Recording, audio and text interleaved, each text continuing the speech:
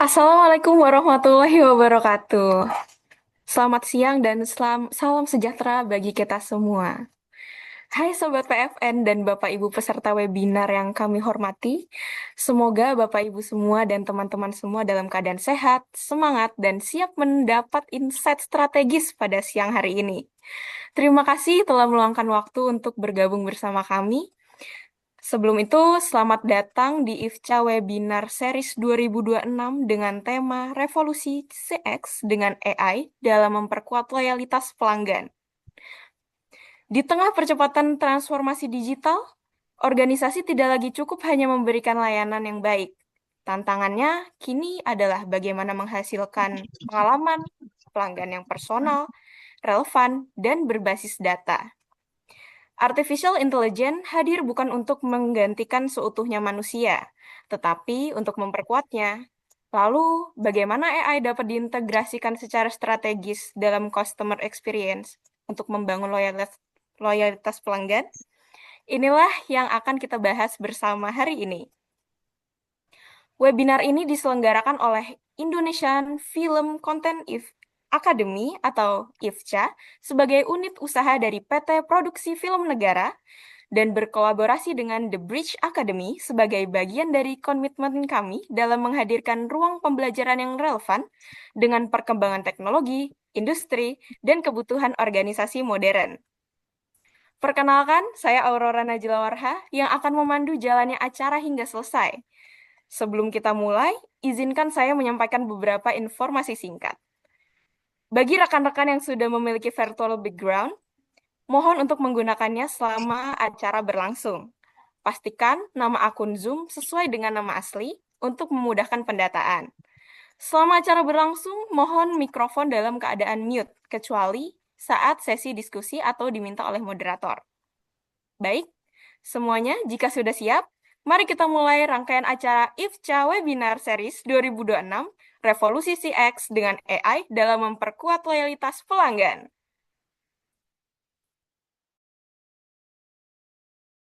Agar berjalan dengan lancar dan penuh keberkahan, marilah kita awali dengan pembacaan doa. Menurut agama dan kepercayaan masing-masing, berdoa kami persilahkan.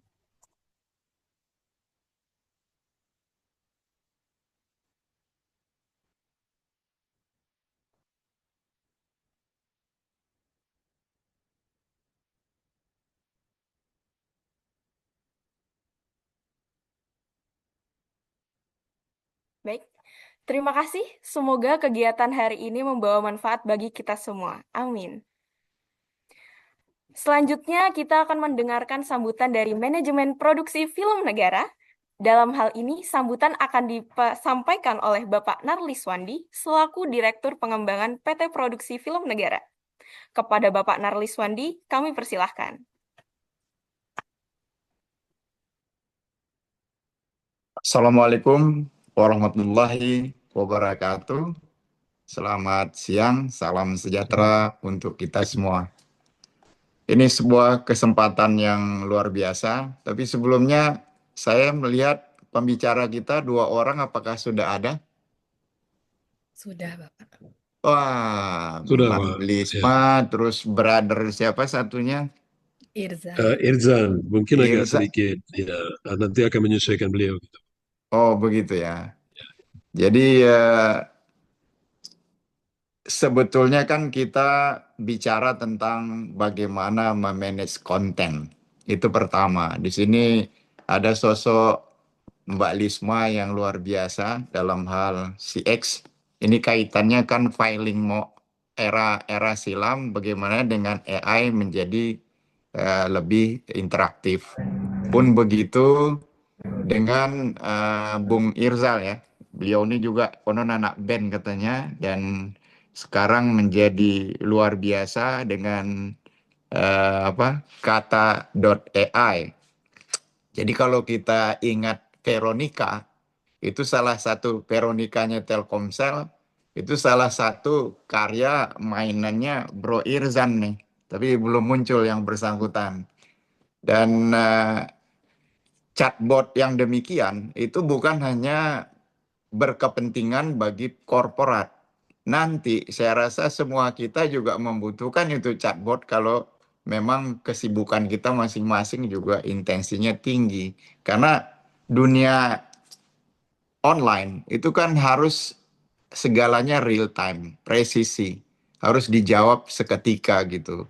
Jadi makin interaktif kita di dunia online itu membutuhkan bantuan dan bantuan itu dengan adanya kecerdasan buatan atau kata Mas Guru itu lebih tepat diksinya akal imitasi. Jadi AI juga bahasa Indonesia senang memakai istilah akal imitasi, Mbak Lisma. Nah, dengan bantuan akal imitasi ini atau artificial intelligence itu segalanya menjadi dimungkinkan. Jadi mau tidak mau teknologi, aplikasi itu memang membantu dan memudahkan segala gitu. Segala yang ada di dalam kehidupan, baik dalam kepentingan korporasi, interaktif kita dalam personal, juga interpersonal. Sekarang ini kan kalau kita kembalikan setiap orang itu juga bisa menjadi entrepreneur. Dan bangsa kita itu kekurangan ya, masih di bawah 5%. Kalau bangsa yang bagus itu menurut Pak Ciputra, entrepreneur itu 20% dari populasi. Baru ada itu masyarakat madani gitu. Lebih dari itu, saya sosok yang dari tahun 91 itu selalu bernyanyi.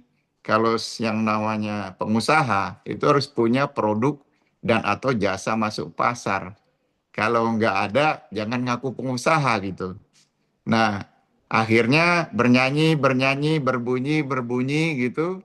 Kita dalam situasi tetap sama. Kita menjadi negara konsumen. Sementara Cina itu menjadi negara produsen. Dan sebagai produsen, Cina sekarang sudah membahasnya bukan lu berproduk masuk pasar, tapi bagaimana mengincrease volume. Saya selalu memberi contoh bagaimana Cina membuat cincin zikir ya, itu kalau di Mekah dijual mungkin 3 biji 1 real gitu. Mereka sudah memproduksi apa-apa itu dalam jumlah ratusan juta, bahkan kayak cincin zikir itu miliaran pieces gitu.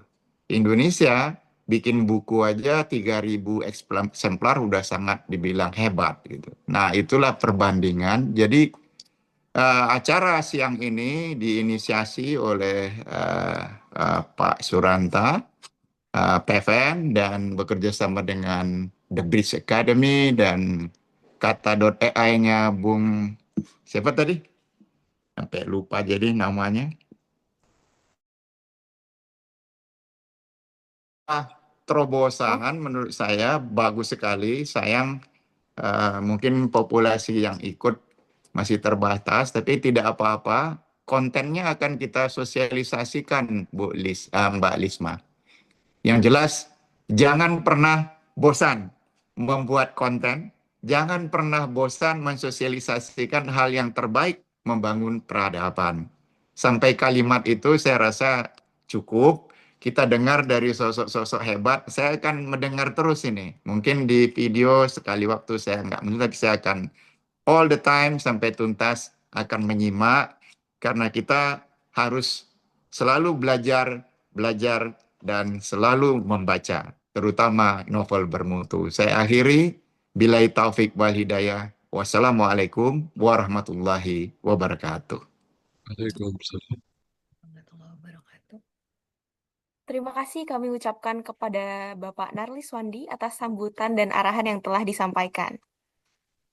Sebelum kita memasuki sesi utama webinar, saya menyerahkan acara kepada moderator. Kami mohon perhatian rekan-rekan peserta sebentar. Untuk absensi peserta, silakan menulis data lengkap pada tautan yang telah kami kirimkan pada kolom chat Zoom. Absensi ini digunakan sebagai pendataan peserta dan syarat administrasi untuk e-sertifikat. Selanjutnya, kita akan memasuki sesi diskusi dan pemaparan materi yang dipandu oleh moderator. Dengan ini, acara secara resmi saya serahkan kepada moderator. Selamat mengikuti sesi diskusi. Semoga insight yang disampaikan dapat bermanfaat bagi kita semua. Ya, terima kasih Aurora selaku MC pada siang hari ini. Luar biasa ini. Ya, jadi Kita bersyukur ya bahwa kita masih bisa bersama-sama di siang hari ini untuk nanti melakukan sharing terkait dengan artificial intelligence. Jadi sebelumnya saya sampaikan dan mengucapkan Assalamualaikum warahmatullahi wabarakatuh. Selamat siang dan salam sejahtera buat kita semua. Yang saya hormati Bapak Iwan Piliang, selaku Direktur Pengembangan PT PFN, Ibu Lismaryanti selaku CEO The Bridge Academy, demikian juga Mas Hirjan Raditya selaku CEO Kata.ai. Ya, jadi Bu Lisma dan Mas Hirjan adalah pembicara yang akan luar biasa pada siang hari ini. Dan juga tentunya saya juga menyapa, ya mungkin tidak saya sebutkan satu persatu, tapi teman-teman dari BUMN yang luar biasa juga, teman-teman dari government, pemerintahan, teman-teman dari private company, teman-teman dari production house, teman-teman dari community, dan tentunya publik semua yang saya tidak sebutkan satu persatu, ya kita bisa bersama-sama untuk melakukan sharing pada hari ini. Jadi sharing hari ini adalah terkait dengan CX. Kalau CX itu selalu dikonotasikan dengan customer experience. Ya, customer experience di era sekarang itu ya sangat-sangat penting. Apalagi di dalam mengelola bisnis itu dilakukan ya secara presisi ya dan sangat dinamis ya. Jadi dan juga di dalam era persaingan yang bisa dikatakan sangat-sangat bebas ya. Jadi ya katakan saja kalau teman-teman mau melakukan transport dari A ke B, pilihannya sangat banyak. Mau naik busway, mau naik Gojek, Gokar, dan lain sebagainya. Ya, dan artificial intelligence di sini itu ini akan bisa membantu kita selaku customer dan juga membantu dari perusahaan. Ya, perusahaan itu akan bisa dengan bantuan AI akan menunjukkan, oh, siapa saja yang sering menggunakan jasa kita atau produk kita begitu. Dari sisi geografisnya, demografisnya, dari apa namanya psikografinya, dari behaviornya. Nanti ini akan dijelaskan oleh Bu Lisma. Ya, nanti bukan saya ngajari ini gitu kan. Jadi jauh lebih bagus kita dengarkan aja langsung dari expertnya gitu. Jadi kita punya dua pembicara dalam konteks revolusi CX dengan AI dalam memperkuat loyalitas pelanggan. Dan ini ada hubungannya dengan revenue. Ya, semakin tinggi customer satisfaction, maka revenue perusahaan itu semakin tinggi. Nanti akan dijelaskan secara sangat detail oleh Bu Lismaryanti, ya kurang lebih 30 menit. Kemudian nanti terkait dengan ya bagaimana membangun kepercayaan pelanggan itu secara berkelanjutan, ini akan disampaikan oleh Mas Hirjan juga kurang lebih 20 atau 30 menit. Namun sebelum saya serahkan ini screen ke Bu Lisma, tentu saya akan membacakan sangat singkat ya Bu Lis ya. Nanti kalau kurang ya tolong ditambahkan itu terkait dengan biografinya. Jadi pembicara satu ini namanya Bu Lismayanti, MMCT CIPM. Beliau ini adalah sebagai CEO and Oh iya, iya. Program Director The Bridge Academy. Ya, Iya. dan beliau ini sangat expertise di bidang customer experience, contact center development, kemudian effective communication, service leadership, dan masih banyak lagi. Ya, dan award, ya beliau ini juga mendapatkan award dari Indonesia sebagai Indonesian Woman Leader Leadership tahun 2023 by CMO Kas. Asia Organization. Dan masih banyak sertifikatnya. Kalau saya nanti sampaikan semua, nanti saya habiskan waktunya Bu Lisma begitu ya. Jadi ya sekarang ya kita langsung serahkan aja lah nanti. Maka nanti saya dikomplain oleh audiens gitu kan. Waduh, Jadi sangat. Saya serahkan ke Bu Risma, ya, dan beliau akan menyampaikan human-centered AI selama 20 sampai dengan 30 menit. Dan setelah nanti pembicara kedua, Bu, maka kita akan lakukan question and answer ya. Silakan Bu Terima kasih Risma. Pak Terima kasih Surya. banyak. Ya. Terima kasih Pak Iwan untuk sambutannya luar biasa ya Pak. Ya, Assalamualaikum warahmatullahi wabarakatuh. Bapak-bapak, ibu-ibu semuanya. Izin memperkenalkan diri, saya dengan Lisma. Jadi hari ini bersama dengan Pak Iwan, Pak Suranta, dan teman-teman dari PFN ingin sharing gitu ya. Tadi pesannya Pak Iwan harus sering-sering, insya Allah ya Pak, kita juga akan lebih sering lagi untuk melaksanakan kegiatan seperti ini. Bisa nggak Begitu. ada? Baik. Nah, Bapak Ibu sekalian, tadi sudah dijelaskan Oh oleh iya deh, Pak yang Iwan gue download. bahwa kita hidup saat ini di era yang dimana Ini AI itu kita elakkan gitu ya. Eh, eh, Oke, ada yang bocor ini teman-teman, tolong di close mic-nya. Ya, Baik. silakan Bu Risma. Terima kasih. Ya, mungkin kita juga tahu bahwa setiap hari kita sudah hidup dengan AI saat ini. Mungkin bapak-bapak, ibu-ibu sekalian juga pagi ini atau siang hari ini siapa yang sudah menggunakan ChatGPT? Pastinya bapak ibu juga terbiasa misalnya yang paling sederhana adalah menggunakan ChatGPT begitu ya. Sudah oke, baik. Nah, ada salah satu sekolah bapak ibu di India, sekolah SD teman saya cerita gitu ya bahwa eh, anaknya gitu ya buah hatinya dibilang, tolong kerjakan tugas ini dengan AI. Apabila tidak mengerjakan dengan AI, tolong beritahu saya. Begitu didorong sekali gitu ya, bahkan anak sekolah di India itu didorong untuk terbiasa menggunakan artificial intelligence. Nah, kita apalagi yang saat ini kita hidup kalau mengutip pernyataan dari Pak Hatip Basri gitu ya Bapak Ibu, mantan Menteri Ekonomi kita bahwa yang dicari di era digital saat ini yang semuanya sudah terhubung dengan internet adalah bukan berarti AI itu menggantikan manusia secara sepenuhnya, tapi AI itu harus hidup berdampingan dengan kita. Makanya kita harus embrace, harus kita rangkul bagaimana kita optimasi AI, karena tentunya tidak semuanya juga bisa menggunakan artificial intelligence, tetap human adalah center dari bisnis kita masing-masing, gitu ya. Oke, hari ini kita akan membahas mengenai bagaimana membangun layanan publik yang cerdas dan juga penuh dengan empati. Baik, mungkin tadi sudah dijelaskan sedikit oleh Pak Suranta, Bapak Ibu, tapi saya perkenalkan sedikit mengenai apa itu customer experience dan apa yang sudah kami lakukan. Jadi kalau sekarang di Indonesia, Bapak Ibu gitu ya, customer experience juga sudah mulai bertumbuh awareness-nya, kesadarannya. Nah, kalau di level dunia itu ada asosiasinya, kemudian ada sertifikasinya gitu ya Bapak Ibu, itulah yang kami bawa ke Indonesia.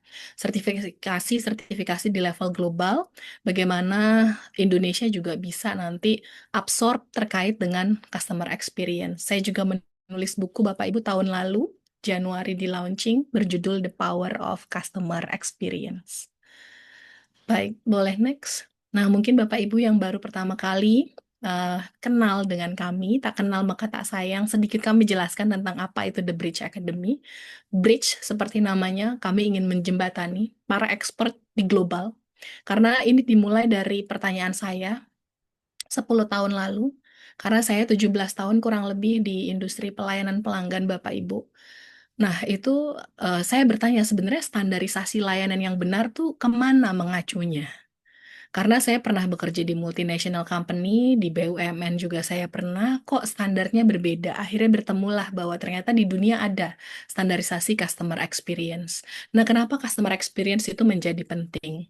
Baik untuk layanan publik, ataupun misalnya layanan yang profit ya Bapak Ibu ya, bisnis Bapak Ibu misalnya. Mengapa hal itu menjadi penting? Karena setiap brand, apapun jenisnya, itu perlu memiliki faktor pembeda. Nah, menurut Michael Porter dari Harvard bilang faktor pembeda itu ada dua.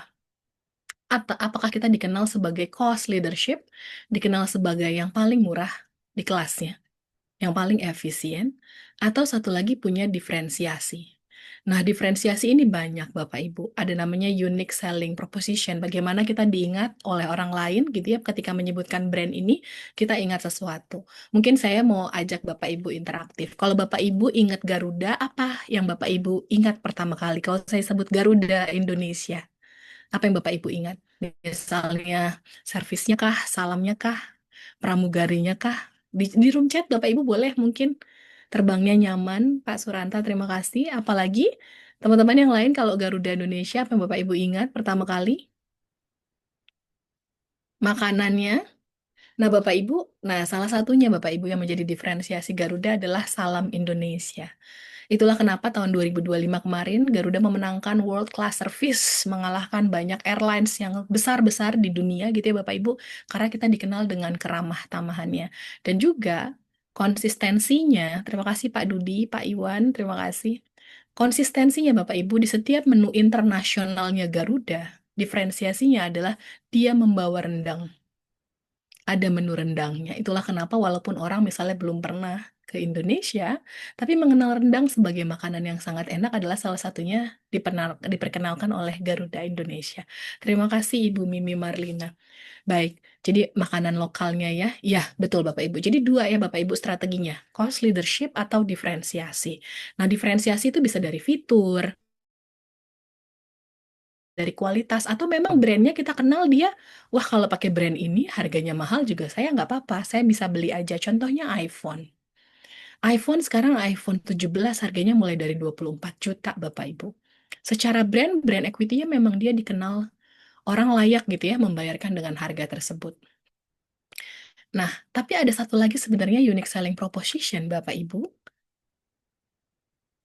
Unique selling proposition-nya adalah service atau layanan pelanggan yang luar biasa, atau disebutnya sebagai customer experience. Dulu, sebelumnya Bapak Ibu servis dianggap sebagai sesuatu yang paling rendah dalam susunan pekerjaan, karena servis itu dianggap sebagai perbudakan. Jadi orang yang kerja di servis adalah hanya orang yang melayani orang lain.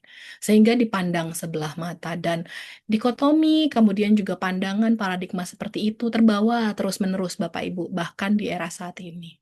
Kemudian Bapak Ibu hadirlah pakar-pakar gitu ya Bapak Ibu, ini meneliti bahwa ternyata produk saja yang bagus itu tidak cukup. Kita perlu menambahkan satu sentuhan lain yang disebut sebagai customer experience, atau bagaimana pengalaman pelanggan ketika berinteraksi dengan satu brand. Nah, itulah yang akan kita bahas mengenai customer experience pada siang hari ini, dan juga bagaimana customer experience bisa dioptimasi menggunakan artificial intelligence. Boleh next, Mbak?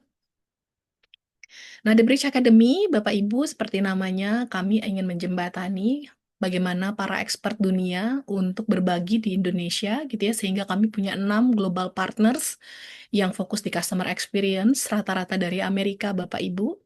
Kami juga menyediakan national dan international certification, yang sertifikasinya Bapak Ibu untuk salah satu partner kami adalah yang menstandarisasi layanan Apple. Jadi Apple secara company-nya distandarisasi customer experience-nya, pemilihan vendornya, dan seterusnya. Kemudian bagaimana Singapore Airlines juga distandarisasi, itu adalah partner kami juga, dan juga Google, Meta juga menggunakan dari partner kita. Kurang lebih saat ini kami sudah melayani 300 lebih klien Bapak Ibu, baik kementerian, BUMN, kementerian lembaga, dan juga perusahaan swasta. Boleh naik lagi, next Mbak. Nah, kami berdiri 2017, sejak kami berdiri memang kami fokus di customer experience, kami menyediakan sertifikasi, kemudian juga kami juga saat ini sedang berkolaborasi dengan PFN untuk beberapa program sertifikasi, sehingga Bapak Ibu juga bisa mengetahui kira-kira standarisasi seperti apa yang harus diterapkan di unit usahanya Bapak Ibu masing-masing. Begitu. Boleh next, Mbak. Nah, ini beberapa kegiatan yang kami lakukan, Bapak Ibu. Jadi 2019 lalu kami mengadakan CX Conference, kemudian juga kami melakukan beberapa event, karena kami cukup kesulitan. Sebenarnya yang mendasari kami adalah, karena ketika kami belajar tentang CX, kami harus keluar negeri, ataupun mengikuti webinar yang berbeda time zone-nya. Menyadari hal tersebut, sehingga kami bawa para ahli dunia ke Indonesia waktu itu, untuk berbagi tentang customer experience dan meningkatkan awareness yang ada di Indonesia. Boleh next lagi, Mbak. Ya, kemudian ini ada saya berfoto bersama Shep Hyken, Bapak Ibu. Beliau adalah tokoh CX global. Dan beliau memiliki banyak teorinya, salah satu yang mungkin sering kita sebut moment of truth ya Bapak Ibu, itu adalah teori dari Shep Hyken. Kemudian juga kami bersama Kata AI tahun 2024 itu berbagi tentang AI CX di beberapa event ya, termasuk di Google. Boleh next. Ya, ini beberapa event lainnya, boleh next. Ya, kami juga menyelenggarakan acara rutin namanya Indonesia CX Week. Tahun ini juga insya Allah akan ada lagi. Mudah-mudahan PFN dan Bapak Ibu semua yang hadir di sini juga bisa ikut bersama mengikuti Indonesia CX Week yang akan kami selenggarakan insya Allah di bulan November nanti. Boleh next lagi, Mbak. Oke, lain kami 3, Consulting, Training, dan Certification. Boleh next. Ya, ini beberapa sertifikasi kami bekerja sama dengan Forrester, CX University dari USA. Boleh next slide. Ya, portfolio klien kami. Oke, kita masuk ke materi, Mbak. Oke, jadi customer experience itu apa bedanya sebenarnya dengan call center? Atau apa bedanya dengan customer service, Bapak Ibu, gitu ya. Kadang-kadang suka terbalik-balik antara customer service dengan customer experience. Jadi, Bapak Ibu mungkin sering dengar, aduh satpamnya BCA tuh luar biasa deh, servisnya bagus banget gitu ya. Tapi ketika Bapak Ibu menghubungi call center-nya, apakah sama bagusnya juga? Pasti sama bagusnya ya. Atau ketika Bapak Ibu interaksi dengan tim CS yang ada di banknya, di cabang masing-masing juga bagus. Tellernya juga bagus. Sehingga ketika Bapak Ibu berinteraksi dengan banyak tim depan gitu ya, frontliner dari BCA, kok semuanya bagus, bahkan satpamnya juga bagus gitu ya. Nah, Bapak Ibu, hal ini tidak terjadi begitu saja, harus dibuatkan strateginya, intentionally, secara sadar dibuatkan strateginya. Nah, dari satpam, parkiran, toilet, Bapak Ibu, gitu ya, ruang tunggu, tellernya, customer service, call center, itu disebut sebagai dengan touch point atau titik temu dengan pelanggan. Jadi, di setiap titik temu kita dengan pelanggan, Bapak Ibu gitu ya, itu dibuatkan strateginya. Nah, kalau kita lihat nih, boleh next Mbak, ada beberapa artikel ini yang sudah dikutip teman-teman The Bridge gitu ya, Bapak Ibu. Ini ada salah satu story juga. Ini namanya Klarna. Klarna ini adalah salah satu fintech, financial technology Bapak Ibu gitu ya. Fintech dari Swedia. Waktu itu dia sudah punya kurang lebih 700-an tim, call center, telesales gitu ya Bapak Ibu, untuk berinteraksi dengan pelanggan. Ketika AI sudah mulai masuk, ia merasa, sudahlah cukup, ini semuanya manusianya, kita gantikan saja dengan AI. Sehingga waktu itu CEO-nya itu mengekat 700 orang, itu semuanya digantikan dengan AI, karena dirasa AI ini sudah bisa 24 jam, lebih efisien gitu ya Bapak Ibu. Ternyata begitu implementasi Bapak Ibu, tidak semuanya berjalan mulus. Sehingga Bapak Ibu, dia ganti lagi strateginya Bapak Ibu, sampai ini dibahas gitu ya Bapak Ibu. Dia ganti strateginya, akhirnya yang tadi 700 orang itu sebelumnya diseleksi, di training dengan benar, sekarang karena ternyata AI-nya masih kurang secara empati gitu ya Bapak Ibu, dia kembalikan lagi ke manusia.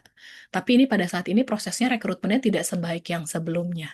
Nah, ini artinya bahwa memang AI tidak sepenuhnya bisa menggantikan, karena ada satu yang tidak dimiliki, yaitu bagaimana dia bisa menempatkan diri, seperti manusia menempatkan diri dari cerita ataupun masalah yang disampaikan oleh orang lain. Boleh next, Mbak?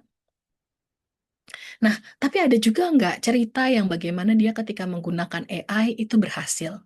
Ada contohnya sepatu Puma, Bapak Ibu. Puma berhasil menerapkan generatif AI. Jadi juga Puma bisa membantu bagaimana pemilihan gaya sepatunya yang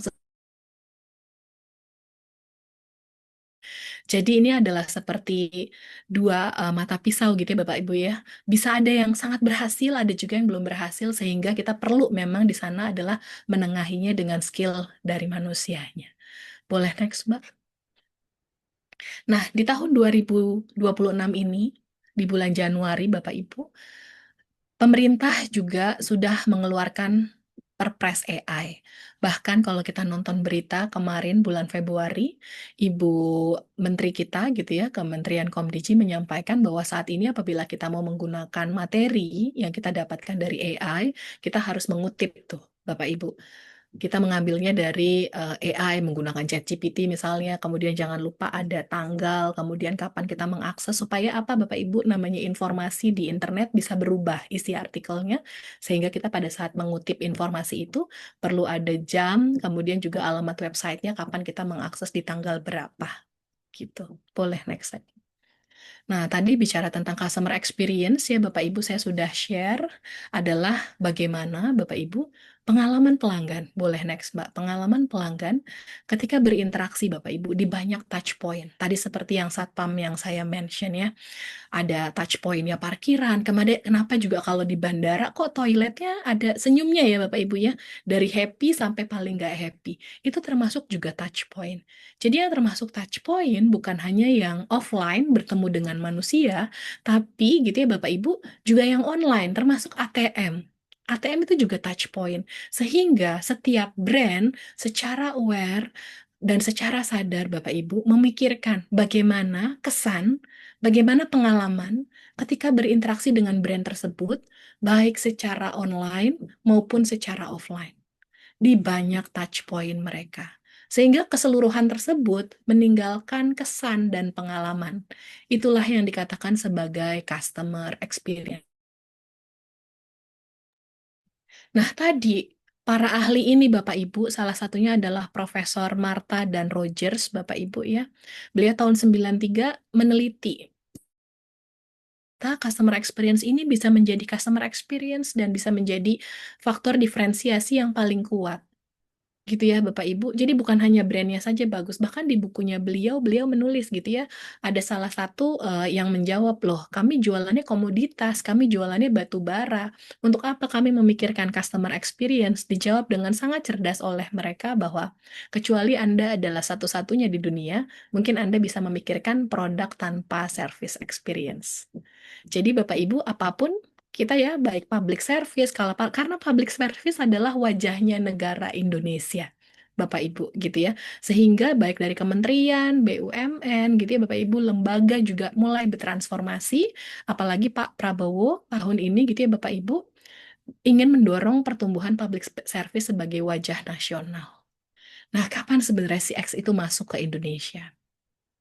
CX masuk ke Indonesia adalah di awal tahun 2000-an. Mungkin Bapak Ibu yang lahir dan sempat mengalami reformasi tahun 98, banyak sekali produk semuanya monopoli gitu ya Bapak Ibu, dikuasai oleh konglomerat besar-besar gitu ya Bapak Ibu dan keluarga dari pemerintahan.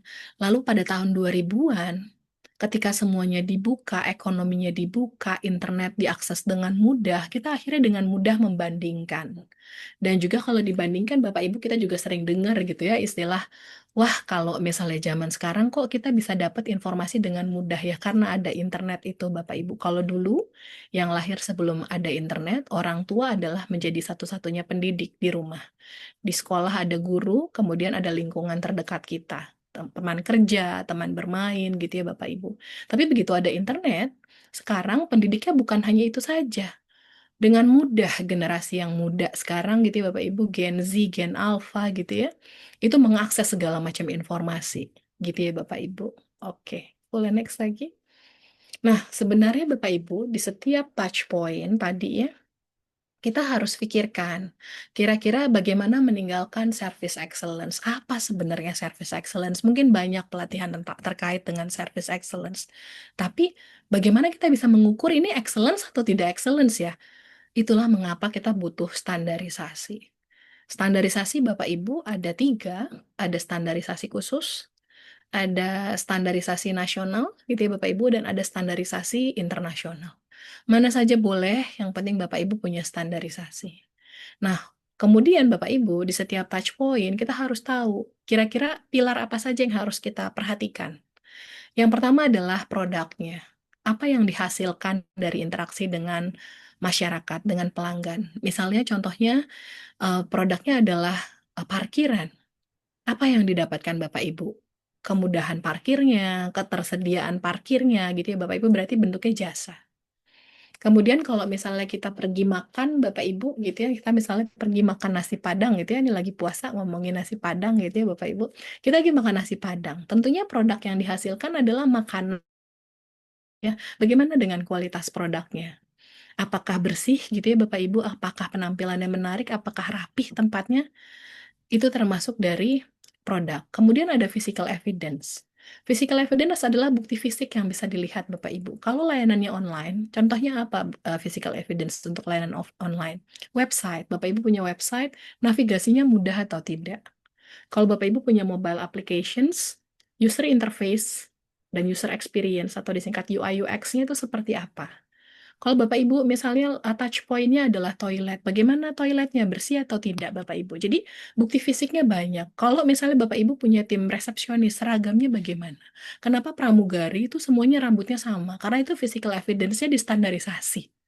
Seragamnya sama karena distandarisasi. Ya, Bapak Ibu. Kemudian pilar selanjutnya adalah proses. Proses apa yang dihasilkan? Bagaimana dia mendaftar, bagaimana ketika dia komplain, bagaimana ketika mau pembelian prosesnya. Kemudian ada sisi people-nya. Siapa yang melaksanakan? Bapak Ibu, apakah sudah dibekali dengan training gitu ya atau belum? Kemudian juga siapa yang kita layani? Dari segmentasi pelanggan yang mana? Pelanggan kelas atas, kelas menengah, atau kelas bawah. Yang hari-harinya pakai Bentley, atau yang pakai misalnya Alphard, atau yang paling bawah, yang misalnya pakai busway. Bapak Ibu harus tahu kira-kira apa yang harus dipersiapkan. Ya, kemudian pilar yang paling utama adalah leadership-nya. Semuanya Bapak Ibu, maju atau tidaknya organisasi adalah dari leadership-nya. Boleh back Mbak ke slide sebelumnya? Ya, jadi Bapak Ibu, menurut John Maxwell, Bapak Ibu, organisasi maju atau mundurnya tergantung dari pemimpinnya. Selama pemimpinnya punya keyakinan dan juga pemimpinnya aware terhadap bukan hanya produk yang harus bagus, tapi service dan experience-nya juga harus bagus, Bapak Ibu, maka organisasi tersebut akan bertransformasi ke arah bagaimana meninggalkan experience yang positif di setiap interaksi dengan pelanggan. Nah, sekarang Bapak Ibu, dalam leaders gitu ya, apa saja yang harus dimiliki? Komitmennya, bagaimana dia nurturing, bagaimana dia modeling, bagaimana menyontohkan Bapak Ibu kepada timnya. Kita berharap tim kita memiliki senyum gitu ya, ada smiling voice, kemudian juga menyapa pelanggan dengan ramah. Apakah kita sudah mencontohkan hal tersebut terhadap tim kita? Apakah mereka juga mendapatkan pengalaman yang sama ketika berinteraksi dengan kita? Karena kita adalah guru di tempat organisasi kita masing-masing. Digugu dan ditiru. Diperhatikan orang seluruh tindak tanduknya dan ditiru, Bapak Ibu. Sehingga untuk menjalankan CX, itu sangat butuh top-down commitment. Kemudian apakah visi kita, misi juga di organisasi kita, dan value yang dimiliki juga sudah menambahkan bagaimana meninggalkan kesan yang positif ketika berinteraksi dengan pelanggan. Bukan hanya dari sisi produknya, bukan hanya dari sisi teknologinya yang maju, tapi apakah kita juga meninggalkan kesan tersebut. Pelanggan ada dua, internal dan eksternal, Bapak Ibu. Kemudian apakah kita juga sudah merekrut orang-orang yang juga kira-kira punya value yang sama? Bagaimana melayani pelanggan dengan baik? Dan juga Bapak Ibu, kita kembangkan, kita latih tim kita gitu ya, supaya mereka memiliki skill yang sama semuanya. Sehingga mau berinteraksi di touch point manapun, seperti Satpam BCA tadi, Bapak Ibu bisa merasakan keramah tamahannya juga. Nah, ketika semuanya sudah distandarisasi, semuanya sudah dibuatkan SOP-nya Bapak Ibu, kalau di atas dari standar baru dikatakan servisnya excellence. Kalau masih sama dengan standarnya berarti servisnya standar. Kalau di bawahnya namanya poor service. Jadi kita bisa bicara tentang service excellence, itu banyak sekali yang harus kita persiapkan, tahu juga standarisasinya seperti apa, dan kita mendorong tim kita empower, kita berdayakan supaya mereka bisa maju dan melayani pelanggan dengan baik. Apakah ini artinya leaders nggak boleh marah? Boleh. Marah yang tepat dengan kadar yang tepat di waktu yang tepat, Bapak Ibu, kalau kata Aristoteles itu membutuhkan kecerdasan emosional yang tinggi. Gitu. Boleh next lagi? Nah, bagaimana framework-nya untuk mencapai customer experience? Makanya kita perlu menyambut AI, Bapak Ibu ya. Karena kita perlu digitalisasi. Semua yang manual perlu digitalisasi, gitu ya. Dipersonalisasi Bapak Ibu. Contohnya gimana? Aduh, saya belum punya AI, saya cuma punyanya spreadsheet, punyanya Excel. Nggak apa-apa, pakai itu dulu Bapak Ibu, didigitalisasi. Misalnya Bapak Ibu punya pelanggan, ini salah satu cerita yang bisa saya share adalah terkait dengan salah satu klien kami, Pegadaian, Bapak Ibu ya. Saya tidak tahu apakah tim Pegadaian ikut saat ini gitu ya, Pegadaian bertransformasi dari Pegadaian reguler ke Pegadaian prioritas.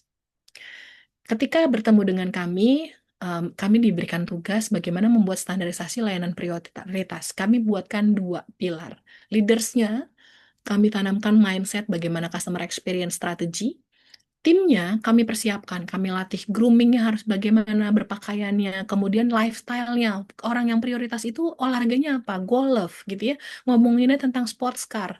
Kemudian ada table manner-nya kami persiapkan Bapak Ibu.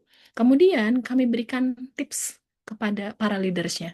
Pak, setiap kali pelanggan, kalau nasabah prioritas ini senangnya hiperpersonalisasi. Jadi misalnya contohnya Pak Iwan, katakanlah nasabahnya. Pak Iwan kami foto ketika datang ke Pegadaian, kemudian kami catat di Excel aja Bapak Ibu. Pak Iwan senangnya minum teh nggak pakai gula.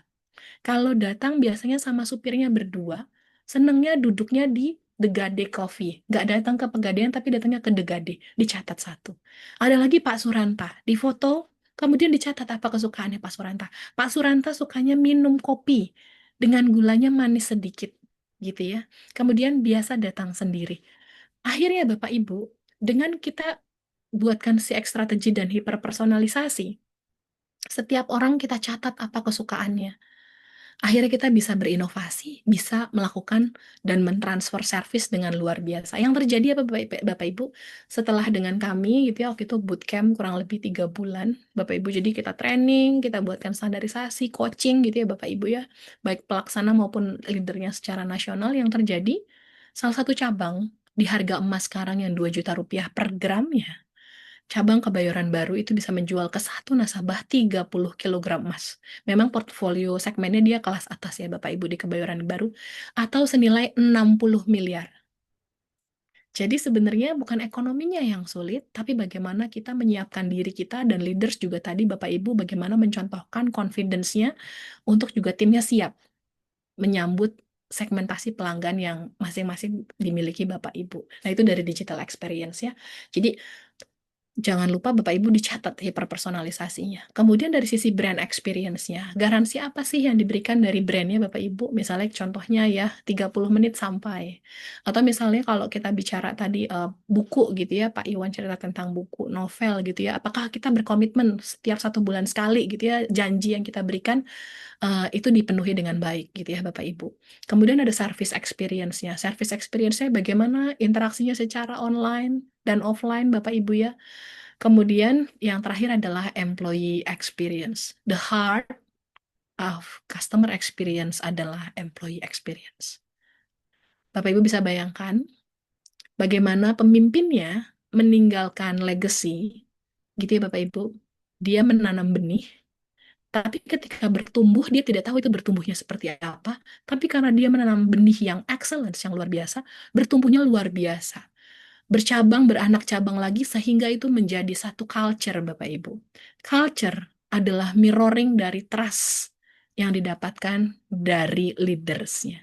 Sehingga Bapak Ibu ketika kita berbicara tentang customer experience, kita berbicara tentang leadership. Bagaimana sang leaders meninggalkan legacy untuk organisasi. Boleh next lagi Mbak? Nah, bagaimana tren Bapak Ibu saat ini di CX dan juga AI Bapak Ibu ya?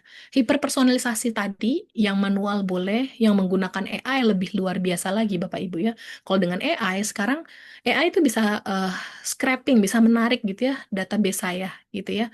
Saya kesukaannya apa? Kalau contohnya saya pakai Grab gitu ya Bapak Ibu dia udah tahu. Saya biasanya beli ayam ketumbar. Saya akan diberi promo 50%. Tapi orang lain mungkin promosinya berbeda, gitu ya Bapak Ibu, tergantung dari apa sih interaksinya setiap hari yang dilakukan. Kemudian juga omni-channel. Omni-channel artinya online dan offline-nya seamless. Kalau datang ke offline, ketemu face to face, ketemu customer service oke, gitu ya Bapak Ibu. Ketemu call center, touch point lainnya di telepon juga data kita ada. Jadi semuanya seamless, semuanya ada, tersedia informasinya. Kemudian juga ada predictive analytics. Makanya AI ini bisa, oh si Bu Lisma ini senengnya belinya nasi kebuli. Nanti ketika misalnya ada salah satu nasi kebuli yang buka di daerah rumah saya, di Bekasi gitu ya, saya akan dapat promosinya, sehingga ada prediktif gitu ya, lebih dulu diberikan informasi gitu ya. Kemudian ada emotion centric experience, bukan hanya produknya, experience-nya bagaimana, bagus gitu produknya Bapak Ibu, tapi secara emosionalnya bagaimana experience-nya. Kemudian juga conversational. Kalau mengutip kata-kata dari Profesor Renald Kasali, guru besar UI Bapak Ibu ya. Kalau dulu mungkin kecerdasan dibagi ada kecerdasan intelektual, kecerdasan emosional gitu ya, ada juga yang bahas spiritual, kecerdasan spiritual, SQ gitu ya Bapak Ibu. Sekarang ada lagi namanya CQ, conversational intelligence. Bagaimana seseorang bisa meninggalkan kesan ketika berbicara dan meninggalkan interaksi dengan orang lain. Nah, makanya Bapak Ibu, AI ini diperlukan dalam CX, salah satu strateginya di salah satu touch point-nya Bapak Ibu gitu ya, untuk otomasi. Karena bisa 24 jam diakses dan bisa membantu mengurangi 30% pertanyaan yang repetitif yang datang ke organisasi yang kita miliki. Boleh next, Mbak? Ya. Jadi AI tidak menggantikan kita seperti yang tadi Klarna saya contohkan Bapak Ibu, tapi AI adalah sebagai akselerator, mendorong supaya lebih bagus lagi gitu Bapak Ibu. Boleh next lagi? Ya. Nah, boleh next. Jadi pendekatan AI yang human center adalah menempatkan manusia sebagai pusat desain dan pengambilan keputusan yang tepat. Sehingga dalam CX, AI itu adalah mendukung dari customer experience, bukan sekedar otomasi Bapak Ibu, tapi tetap peran strategisnya human adalah in the loop gitu ya. Boleh next, Kak?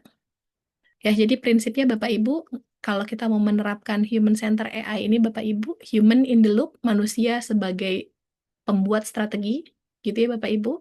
Kemudian juga AI akan membantu kita transparansi data seperti apa, menjelaskan data yang lebih besar lagi Bapak Ibu, bagaimana kita pengambilan keputusannya Bapak Ibu. Kemudian juga data yang dihasilkan itu non-bias, gitu ya Bapak Ibu ya. Kemudian yang terakhir adalah AI dirancang untuk bagaimana mengoptimalkan pengalaman pelanggan.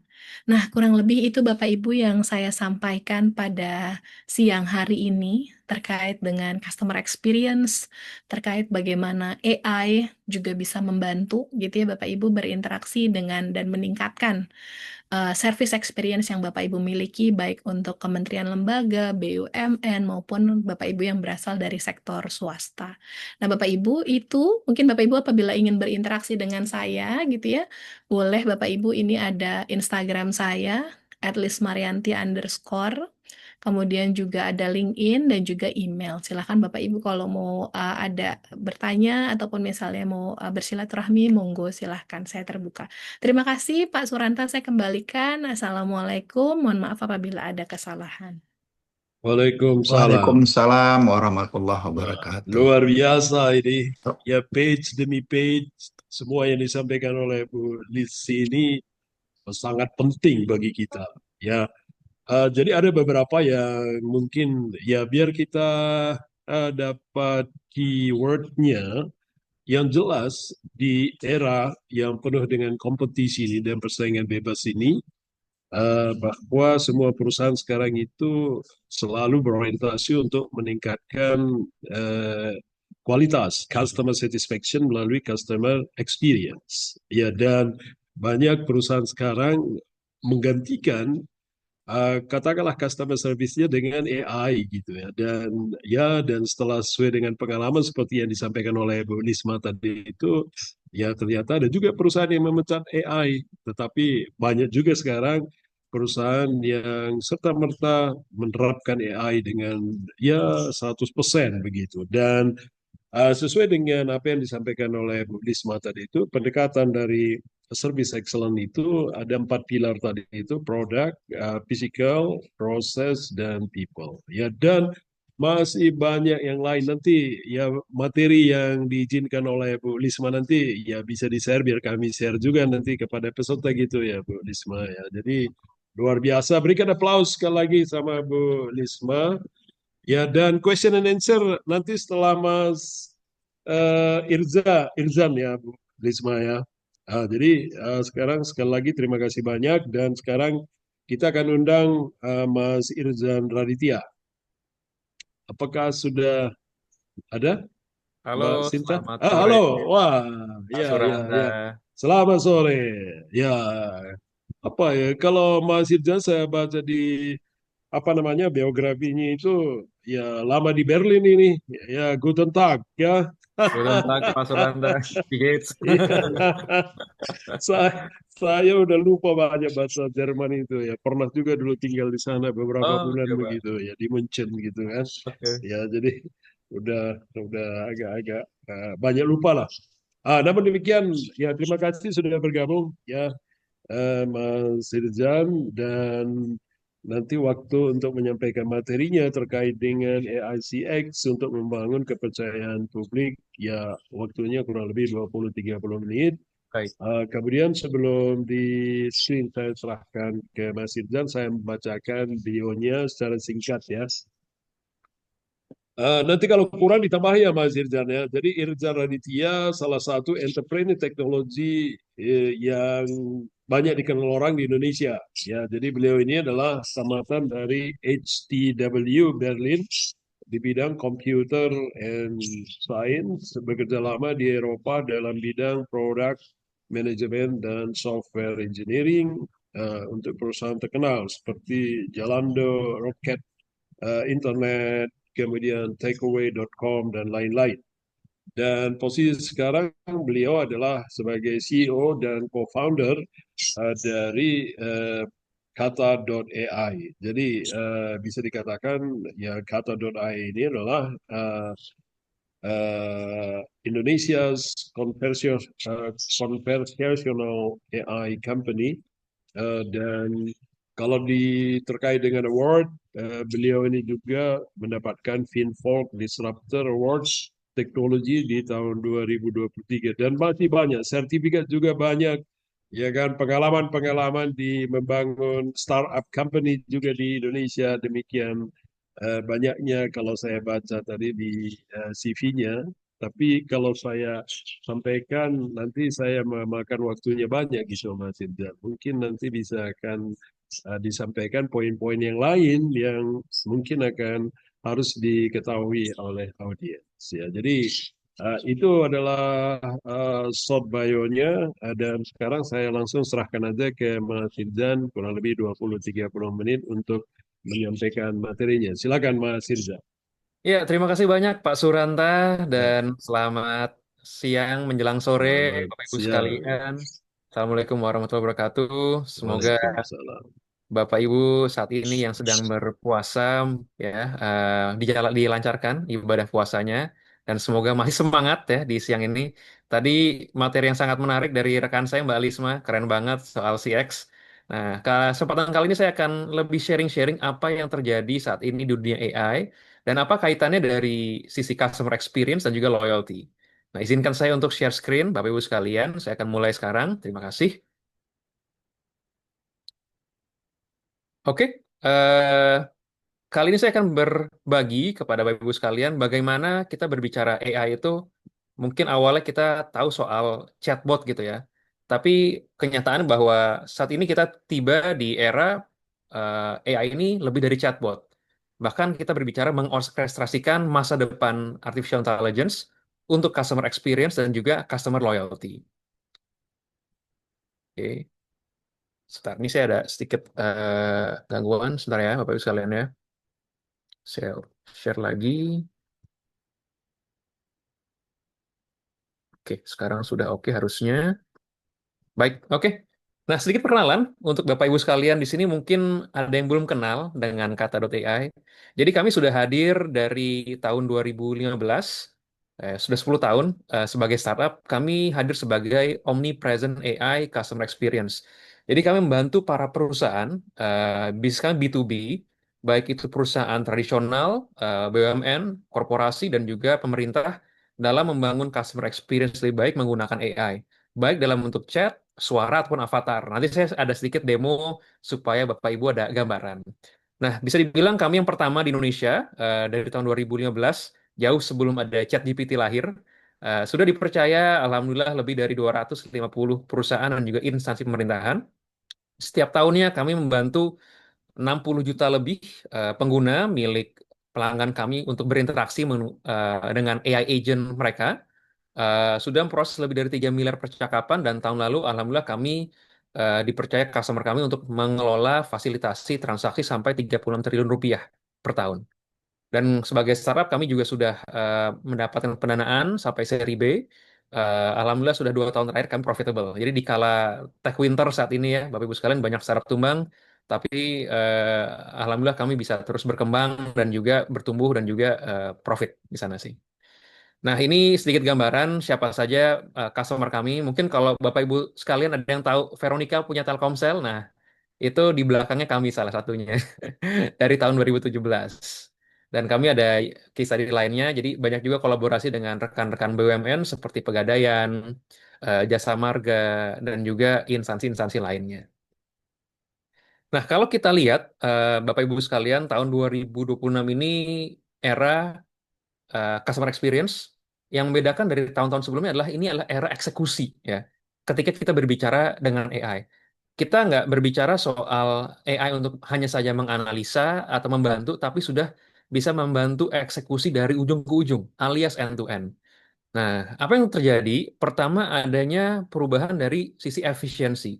Sekarang generatif AI ini bisa dibilang sudah membantu para tim customer service, digital touch points untuk meresolve mereka punya isu ticketing sampai 14% dan menurunkan handling time sampai 9% di sana.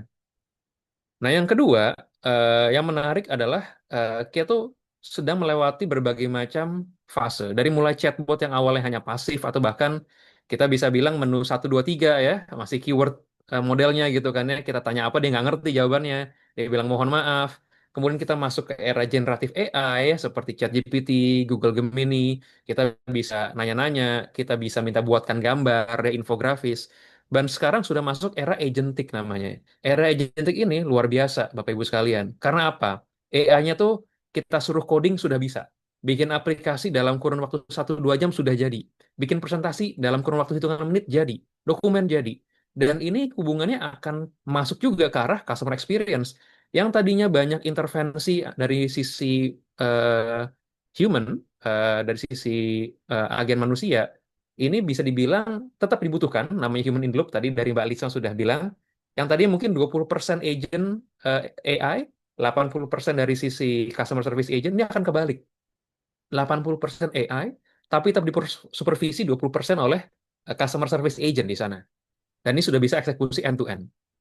Yang ketiga di sini adanya kebutuhan personalisasi ya. Jadi tadi dari Mbak Alisma juga mention ketika customer premium ya premier, mereka tuh butuh hyper personalization istilahnya.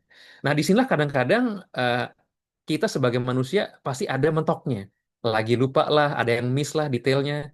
Tapi dengan AI ini, karena AI bisa memproses banyak sekali data dari percakapan, dari CRM, dari ERP, bahkan informasi yang kita berikan kepada mesin ini, dia bisa mengelola dengan baik dan juga bisa memberikan layanan percakapan sesuai brand masing-masing dan juga terpersonisasi sesuai preferensi dan juga karakter para pengguna. Nah, yang juga menarik adalah kita nggak berbicara hanya soal chat tulisan, kita berbicara suara. AI voice agent sudah menjadi hal yang lumrah di industri. Saya ada demonya nanti supaya Bapak Ibu ada gambaran. Dan jelas Indonesian customer ya, pelanggan di Indonesia itu bisa dibilang pengen semua serba cepat, serba instan. Hobinya juga makan Indomie ya. Jadi masyarakat kita sudah terbiasa, terdidik dengan pola adanya aplikasi berbasis digital yang on demand. Kita mau pesan makanan sekarang datang. Kita mau nonton sekarang bisa ada streaming service. Kita mau belanja sekarang tinggal klik bayar besok sampai. Atau bahkan hari itu juga sampai. Nah begitu juga ketika kita berbicara dengan hal-hal terkait layanan pelanggan. Atau di sini customer service. As a whole customer experience. Dan kita bisa lihat bahwa masyarakat Indonesia didominasi generasi muda. milenial dan juga Gen Z di sini. Generasi digital ini mereka semakin ada kebutuhan untuk digital native yang sangat on demand ya, dan mereka sangat punya antusiasme untuk mengulik AI. Fakta yang menarik bahwa 17% dari perusahaan Indonesia, 17% dari eh, para pekerja di perusahaan Indonesia, mereka sudah membawa aplikasi AI sendiri, baik itu ChatGPT, Gemini, Cloud, Perplexity itu dari sendiri, tanpa dibiayai oleh kantor. Jadi artinya apa? Artinya adalah antusiasme dan juga minat dari generasi muda ini dalam mengulik aplikasi AI sangat tinggi di sini sih. Nah, apa yang berubah? Di era ketika kata .ai baru mulai muncul, kami itu mengembangkan namanya NLP, Bapak Ibu sekalian, alias Natural Language Processing, yaitu kemampuan mesin untuk mengerti bahasa secara natural. Di tahun 2015 itu belum ada ChatGPT. Ya, bahkan pemain sekaliber seperti Google, Amazon, IBM, Microsoft, mereka belum punya teknologi untuk mengerti bahasa secara natural, apalagi bahasa Indonesia. Akhirnya kami bangun sendiri. Kami mengumpulkan ratusan ribu jutaan data percakapan dari sosial media, dari forum, dari platform yang kami bangun dengan pelanggan kami, dan akhirnya membangun the first NLP algorithm untuk bahasa Indonesia. Nah, awalnya NLP hanya untuk sebagai FAQ, tanya jawab. Dia hanya mengerti di sana, ya. Kemudian tiba tahun 2022 adanya ChatGPT. Nah, itu era generatif AI, di mana di sini AI sudah bisa membandingkan, sudah bisa memberikan jawaban lebih natural, yang bisa juga fluensi secara jawabannya, walaupun ada halusinasi di sana. Jadi dia bisa buat plan, bisa buat dokumen, bisa buat dalam bentuk media juga di sana ya. Dan di agentic AI di sini AI-nya bisa mengorkestrasikan berbagai macam sistem. Jadi bagaimana bayangkan seorang customer service agents, dia harus menjawab pada saat itu juga, dia harus ngecek CRM system, dia harus cek lagi mungkin sistem dari sisi order management atau lain-lainnya yang biasa manual, kita lagi telepon harus nunggu. Nah, semua pekerjaan ini sudah bisa dieksekusi oleh AI, Bapak Ibu sekalian. Tidak hanya membuat dokumen, tapi sudah mengeksekusi sistem. Ini yang kita perlu waspadai dan juga kita perlu mulai beradaptasi dengan perkembangan zaman saat ini. Nah, yang saya bilang tadi, agentic shift itu bukan lagi masa depan, bukan lagi yang kita tonton di film-film. Ini sudah kejadian saat ini. Nah, hari ini kita berbicara bahwa 80% customer service organizations mereka itu menggunakan generative AI untuk meningkatkan productivity para agent. Contohnya seperti apa?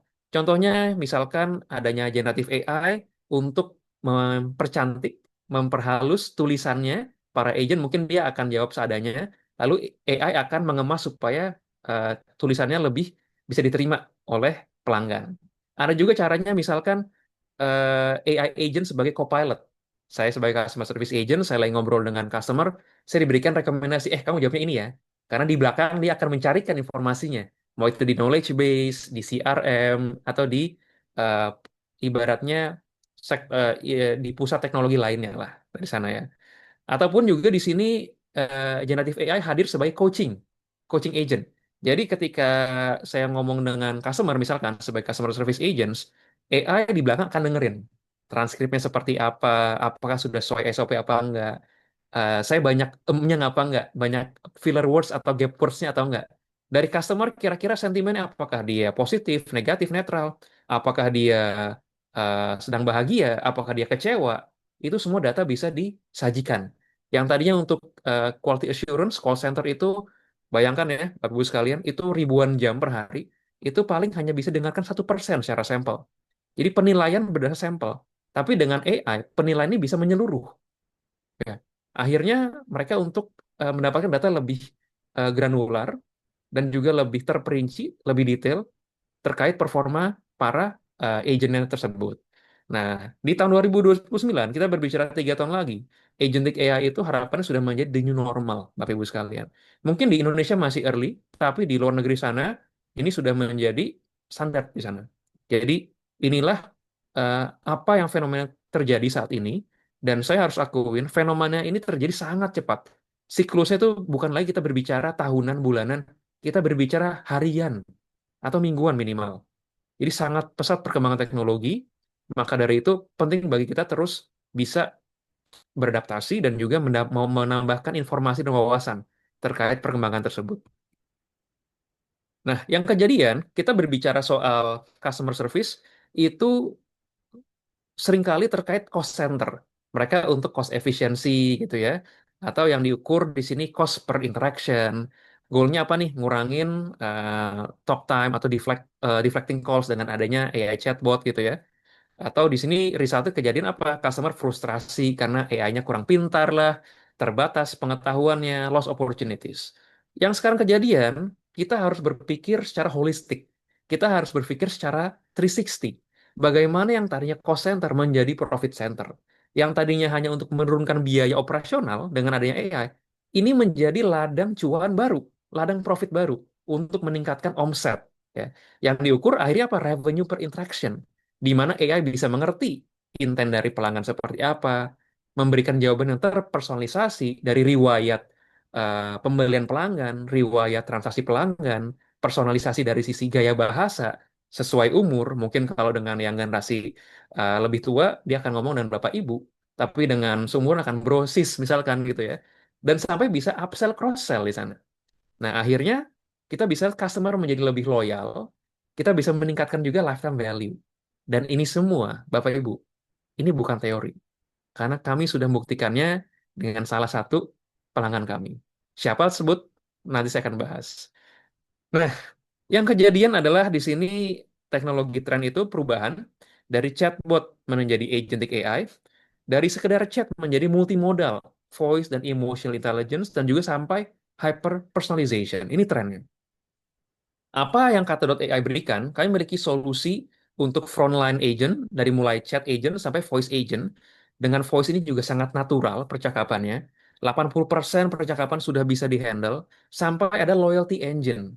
Loyalty engine kita bisa tahu seberapa sering customer ini bercakap-cakap, mana customer yang tadinya mungkin transaksinya cuma 100.000 per bulan menjadi 200.000 alias meningkat. Bahkan kita bisa membantu customer yang loyal untuk katakan kalau di ranah retail dan juga FMCG, dari struk yang mereka punya untuk belanja bisa di-scan mendapatkan poin. Akhirnya customer lebih loyal di sana. Dan akhirnya ini harus dibalut dengan satu strategi, satu transformasi, yang kita bilangnya AI Transformation Strategy. Yang tadi tradisi lama adalah data semua silo, tersebar di mana-mana, menunggu lama gitu, reaktif. Tapi dengan adanya solusi agentic ini, konteks bisa menjadi dalam satu wadah. AI bisa bekerja lebih proaktif, tanpa harus ditunggu dulu. Dan juga menghasilkan omset di sini, menghasilkan revenue. Nah, ini dia yang saya spill tadi, Bapak-Ibu sekalian, Pegadaian. Pegadaian itu sudah menjadi pelanggan kami dari tahun 2018. Awalnya hanya untuk customer service, untuk tanya jawab ya. Hasilnya bagus pada saat itu. Tapi di tahun 2021 kami memberikan advice, Bapak Ibu, bagaimana kalau kita memberdayakan AI chatbot yang ada di WhatsApp ini tidak hanya sebagai cost center, tapi menjadi profit center untuk menambah customer lifetime value dan juga loyalty di sana. Akhirnya, dari tahun 2021, customer Pegadaian, nasabah Pegadaian bisa bayar cicilan mereka via WhatsApp. Tinggal bayar melalui virtual account. Mereka bisa beli emas online. Bayangin, Bapak Ibu sekalian, beli emas online. Dan tahun lalu, nilai transaksi yang mereka proses, yang kami fasilitasin, itu nilainya ratusan miliar rupiah melalui WhatsApp, melalui AI. Jadi bukan isapan jempol belaka kalau AI di sini sudah bisa menghasilkan cuan, Bapak Ibu sekalian. Tinggal bagaimana strateginya. Teknologi udah ada di mana-mana. Strateginya gimana caranya? Ya, ngobrol dengan Kata.ai. Nah, bahkan di sini dari semua permintaan pembayaran tuh 50% komplit di sana. Dan akhirnya mereka juga memperkenalkan adanya loyalty card milik Pegadaian. Jadi ini udah menjadi hal yang lumrah di dunia bisnis. Pegadaian menjadi salah satu perusahaan yang bisa dibilang memiliki visi jangka panjang dan inovasi sangat cepat di sana. Nah, ini contoh juga bahkan untuk di ranah retail, di ranah beauty, consumer product, untuk belanja online menggunakan AI itu sudah menjadi hal yang kita bisa fasilitasin juga. Contohnya di sini. Dan yang nggak kalah penting yang saya sudah sebut tadi adalah membentuk AI agent dalam bentuk suara yang ada di telepon. Dulu mungkin kalau kita pikir, AI kan masih kayak robot, Mas Irzan. Bener ya. Kalau suaranya kayak di Google Maps, saya nggak mau, Mas. Betul. Saya juga nggak mau juga, Bapak Ibu ya, gitu ya. Tapi kita sudah bisa membangun AI yang cepat, suaranya kayak manusia, bahkan berasa ngobrol dengan seorang customer service agents. Ya. AI agent ini dia available 24 jam, 7 hari seminggu, instant resolution, percakapan natural, juga scalable. Karena nggak peduli agentnya lagi sakit, lagi patah hati ya, lagi puasa mungkin ya. Tapi adanya AI agent depan ini semua bisa tertangani dengan otomatis. Nah, saya mau contoh ya. Jadi saya nggak cuma teori, bagus sekalian, saya langsung kasih contoh. Saya akan telepon AI agent ini. Saya telepon biasa ya. Halo, selamat datang di layanan HiBank. Saya Hilma, asisten virtual Anda. Sebelum kita lanjut, boleh saya tahu dengan Bapak atau Ibu siapa saya berbicara? Mbak Hilma, halo, nama saya Irzan. Salam kenal Pak Irzan. Ada yang bisa saya bantu terkait pembukaan akun atau transaksi HiBank Anda hari ini? Mbak Hilma udah makan siang belum atau lagi puasa hari ini? Terima kasih atas perhatian Bapak Irzan, namun saya adalah asisten virtual HiBank yang tidak memiliki kebutuhan makan atau puasa. Apakah ada hal lain terkait layanan HiBank yang Oke, bisa Mbak. saya bantu? Iya, iya. Saya mau nanya dong, cara buka ini rekening gimana, Mbak, caranya ya? Tentu Pak Irzan, syaratnya cukup mudah. Bapak perlu menjadi warga negara Indonesia berusia minimal 17 tahun, memiliki ektp dan menggunakan smartphone dengan versi minimal iOS 12 atau Android 5. Apakah Bapak sudah menyiapkan ektp-nya? Udah, Mbak. Terus gimana? Lanjutin. Silakan unduh aplikasi HiBank di smartphone Bapak. Lalu ikuti proses registrasi dengan mengisi data diri dan selfie. Proses biasanya hanya memakan waktu 5-10 menit. Oke, Mbak. Kalau gitu, makasih banyak, Mbak ya. Sama-sama Pak Irzan, apakah masih ada hal lain yang bisa saya bantu terkait layanan HiBank hari ini? Oke, tepuk tangan Bapak Ibu sekalian buat Mbak Hilma AI-nya. Yang ternyata nggak butuh makan, nggak puasa juga dia. Oke, tadi kita berbicara soal AI CX ya. Sekarang saya lanjut terhadap loyalty. Jadi saya sempat share tadi, kita berbicara loyalty AI secara holistik tidak hanya percakapan, tapi bagaimana AI itu juga punya mata di sana ya, dengan adanya kemampuan computer vision, lebih tepatnya OCR di sana. Nah, dia bisa baca struk belanja kita dan bahkan mengkonvert menjadi poin di sana. Nah, contohnya di sini tidak hanya dari sisi interaksi pelanggannya, tapi dari sana kita bisa tahu mana pelanggan yang dengan partai besar alias kayak belanjanya nilainya banyak, atau dia sering repeat customers, mana yang mungkin seminggu sekali, mana sebulan sekali. Akhirnya kita bisa membuat leveling dari tiap pelanggan itu ada yang platinum, ada yang gold, ada silver, bronze, dengan aturan-aturan kita bisa customize di sana. Bahkan kita bisa ada upgrade itu bisa secara otomatis sesuai rules yang kita sudah set di sana. Dan dari sana customer tuh akhirnya bisa redeem point ya. Contohnya di customer kami di Ultra Milk gitu ya. Banyak orang-orang yang pakai Ultra Milk itu untuk scan strip dari Alfamart, Indomaret. Poinnya bisa di-convert, akhirnya tuh bisa beli misalkan ditukar dengan tiket nonton di CGV. Atau kemarin tahun lalu sempat ada undian untuk nonton konser Sheila on Seven. Bahkan sampai konser Taylor Swift pun ada dia diundi sifatnya di sana sih.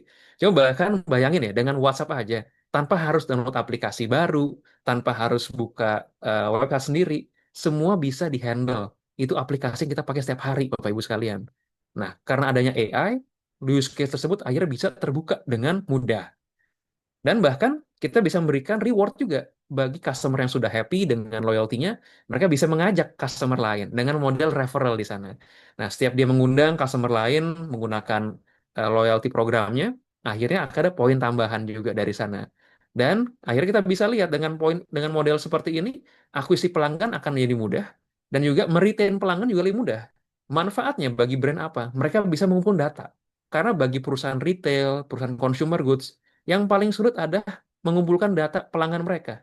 Behaviornya seperti apa, namanya siapa, nomor telepon berapa, tinggal di mana, dan lain-lain. Nah, akhirnya ini contohnya, Bapak Ibu sekalian. Jadi Ultra Jaya punya agentic AI dengan kami, loyalty engine di WhatsApp. Jadi bisa Stroke, bisa Alfamart, Indomaret, manapun di-scan, kemudian dia tahu, oh ini belanja Ultra Milk full cream 1 liter, harganya sekian, dapat sekian poin. Dan kita bisa tahu poin kita sekarang total berapa. langsung bisa ditawarin. Mau ditukerin apa nih? Mau ditukerin merchandise Ultramilk, voucher belanja, atau produk lain-lainnya contohnya. Seperti itu. Oke, ini slide terakhir saya, Bapak Ibu sekalian. Intinya kita lihat bahwa kita berbicara AI untuk customer experience dan loyalty tidak hanya untuk menurunkan biaya dan juga meningkatkan customer satisfaction, tapi juga bagaimana kita bisa membuat money making machine alias membuat mesin cuan, mesin uang yang jalan setiap hari dengan kita tidur. Inilah manfaatnya AI. Ketika customer sudah happy, kita sudah bisa memecahkan masalah mereka. The option is limitless. Banyak sekali peluang kita bisa bangun dari sana. Dan bangunlah proaktif customer experience engine yang ujungnya adalah mengubah kegagalan dari service.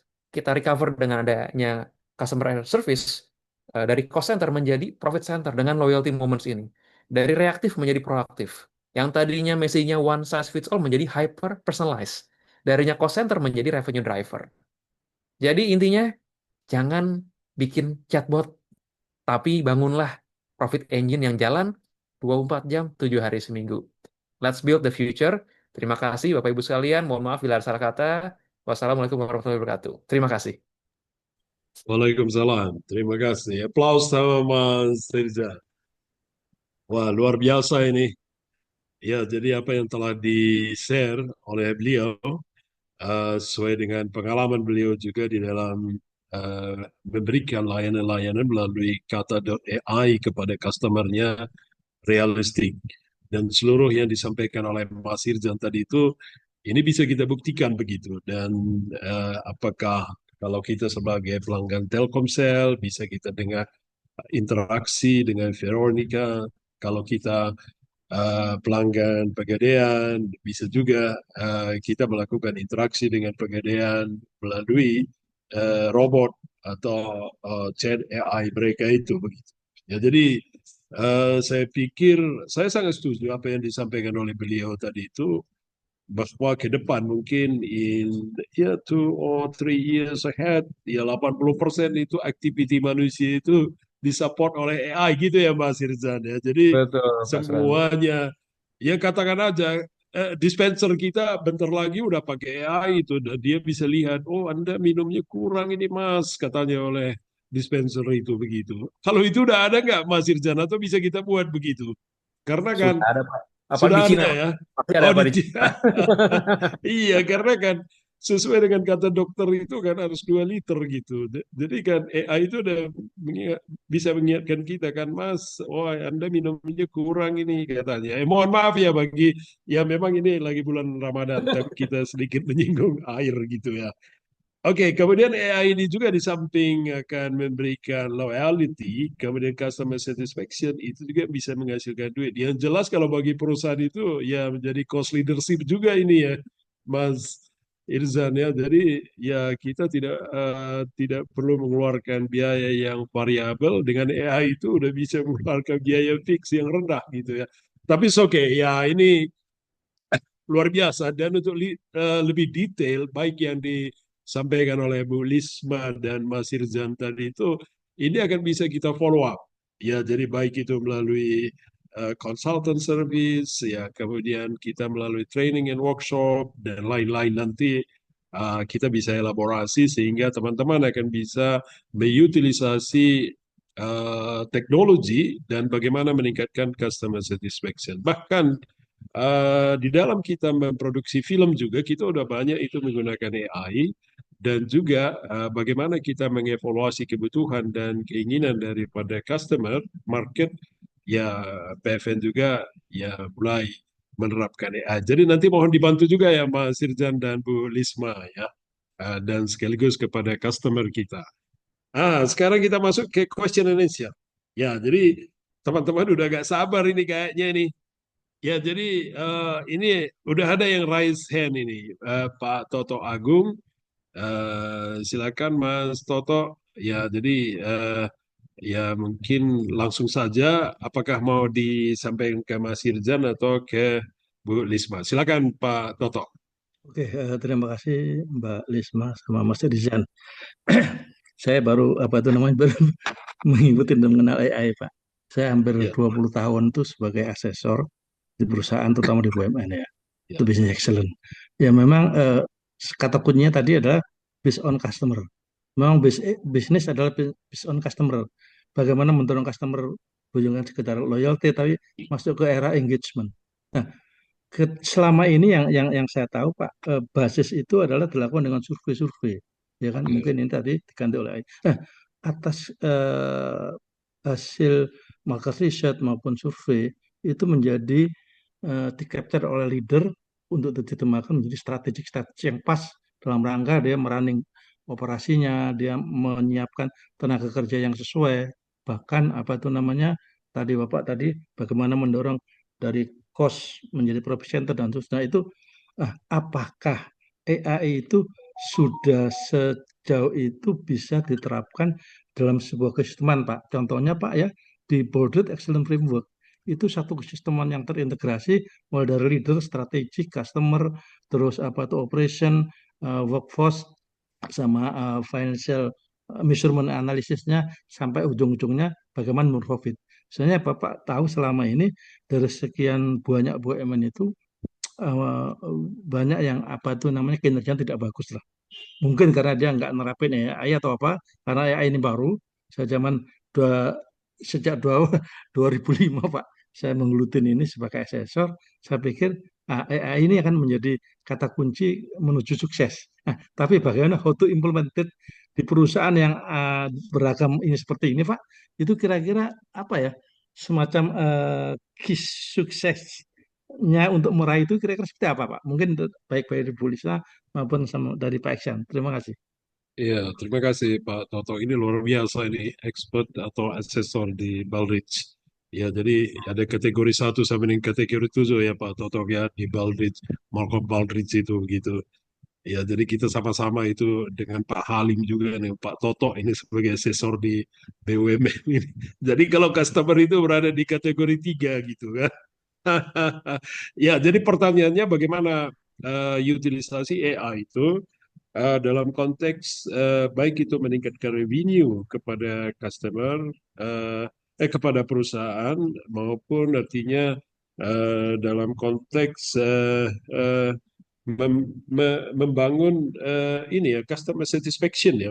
Kira-kira begitu keywordnya ya Pak Jadi Toto Agus ya. gini Pak, Ya, sebetulnya ujung-ujungnya kan customer kan engagement Pak ya. ya, Nah, ya ketika itu engagement ya. di capture sama leader, kan leader itu Ya, menerjemahkan strategi kan nggak mudah Pak. ya, ya, Bahwa ya. itu dianalisis Kategori sehingga 2 dari ya. strategi itu bagaimana sih Hmm. nanti yang paling pas ketika di deploy ke operational, deploy Hmm. ke SDM SDM yang memiliki capability yang betul-betul akan ngedrive profit tadi dan seterusnya. Ah, Jadi intinya ya, apakah dia bisa dilarutkan sampai ke ya. keisisteman Pak itu.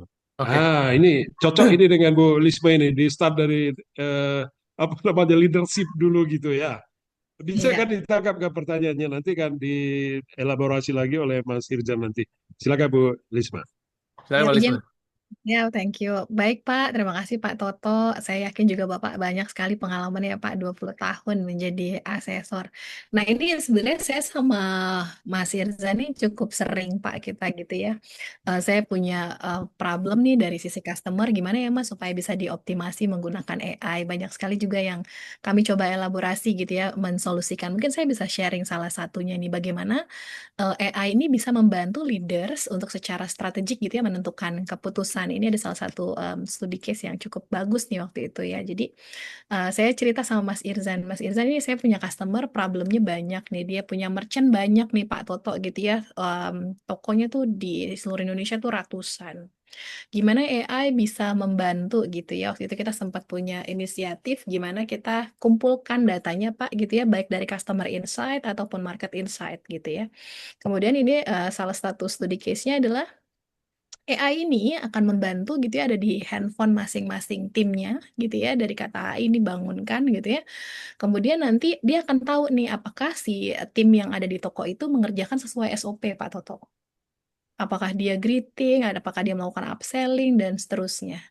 Lalu, AI ini akan secara langsung mengeluarkan result. Kira-kira dari skor entah 100, entah skala 5 gitu ya Pak, 1 sampai 5. Kira-kira bagaimana penerapan dari sisi kepatuhannya, analisisnya bagaimana dan suggestion-nya. Sehingga AI ini bisa membantu kita bisa melihat sebenarnya titik mana yang banyak service failure-nya. Sehingga bisa distrategikan, apakah ini kita bisa bantu dengan training misalnya, atau kita bantu leaders-nya misalnya melakukan coaching, atau misalnya justru banyak strategi yang lain dari insight-insight data yang dihasilkan oleh AI. Kemudian yang selanjutnya, Pak, bagaimana ini data ini ataupun misalnya temuan yang ada di lapangan bisa secara langsung berdampak terhadap revenue. Nah, dari hasil beberapa yang saya lakukan ketika berinteraksi dengan pelanggan, Pak, gitu ya, saya akhirnya menuliskan satu teori, Pak. Ada namanya Service Revenue Acceleration Model, atau saya singkatnya dengan SRAM, Pak. Pak Toto ya. Jadi tadi yang pilar saya mention, Pak, ini teori yang saya temukan itu berdasarkan berinteraksi dengan pelanggan, Pak Toto gitu ya. Jadi bagaimana leaders ini melihat dari sisi produknya bagaimana, best practice yang ada di operations bagaimana, sisi people-nya bagaimana, knowledge management timnya, kemudian metric sampai dengan physical evidence tadi sehingga menjadi operational excellence, sehingga outcomes-nya apa Pak gitu ya, yang dihasilkan adalah customer-nya puas, Pak Toto. Kemudian karena dia puas, dia jadi loyal, dia jadi retensi sama bisnisnya, dan akhirnya jadi revenue. Semua orang pada ngomong gini, Pak, sekarang ekonominya sulit gitu ya Pak Toto ya. Nah, ekonomi yang sulit artinya nyuwun sewu, Pak, kita berarti butuh ekonomi juga yang stabil di bisnis.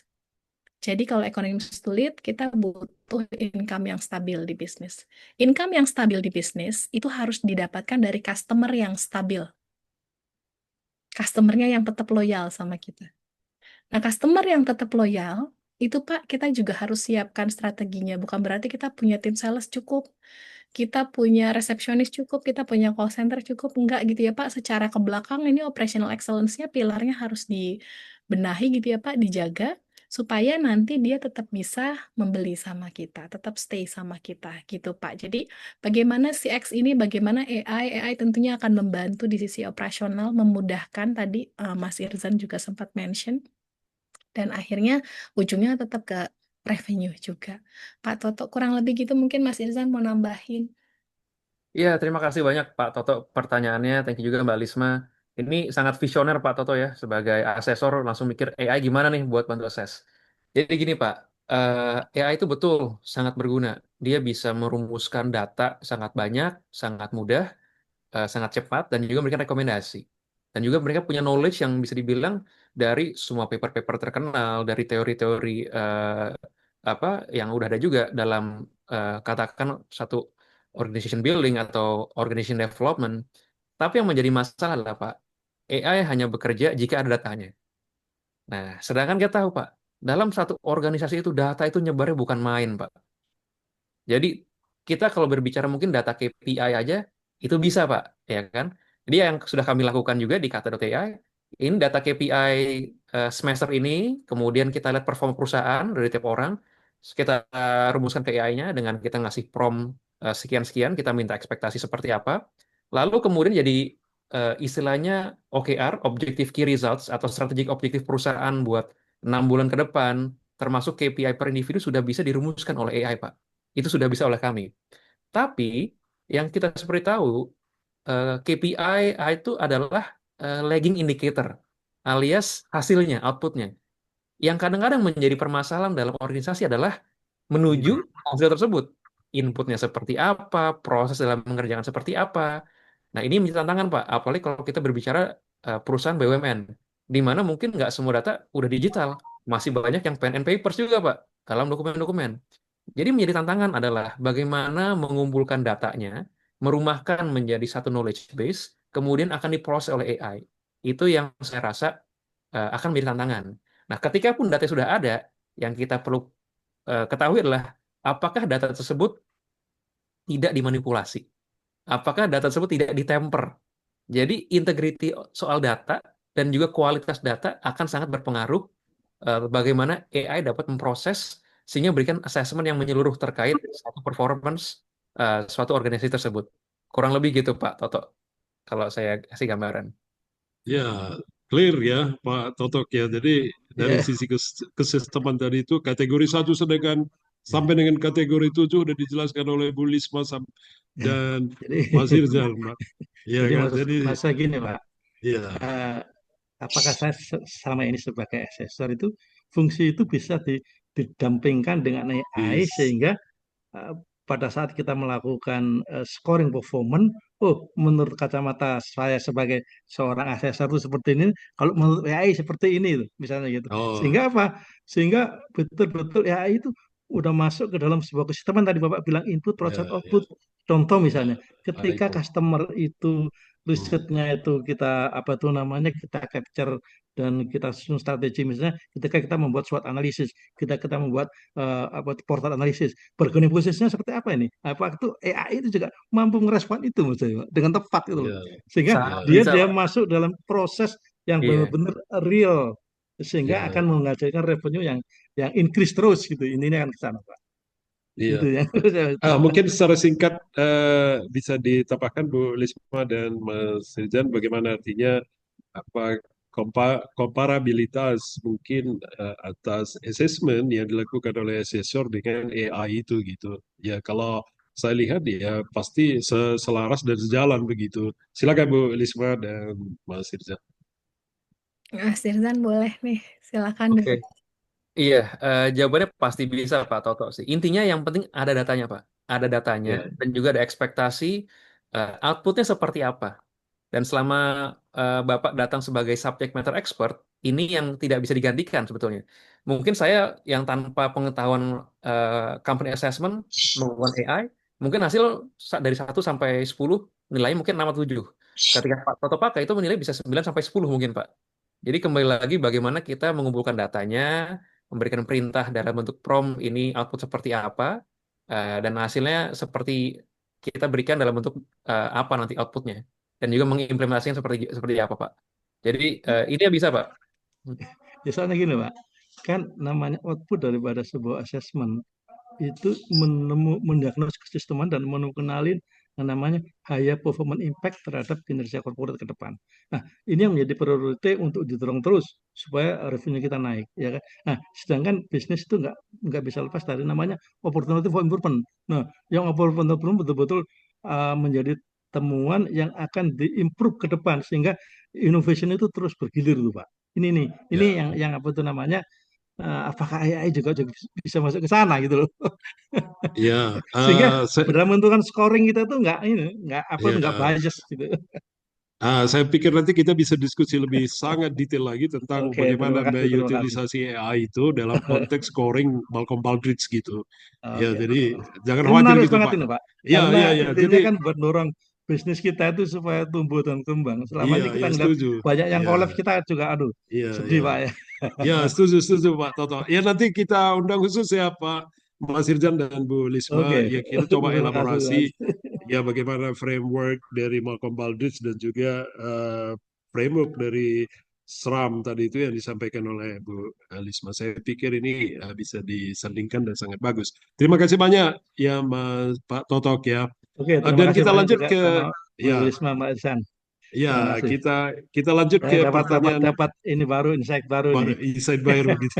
Sama Pak, kita juga harus belajar ini. Ya, dari teman-teman yang lain, silakan raise hand.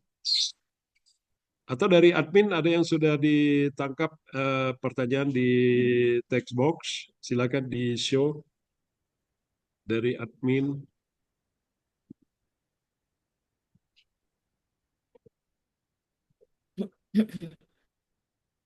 Ada yang mau disampaikan langsung?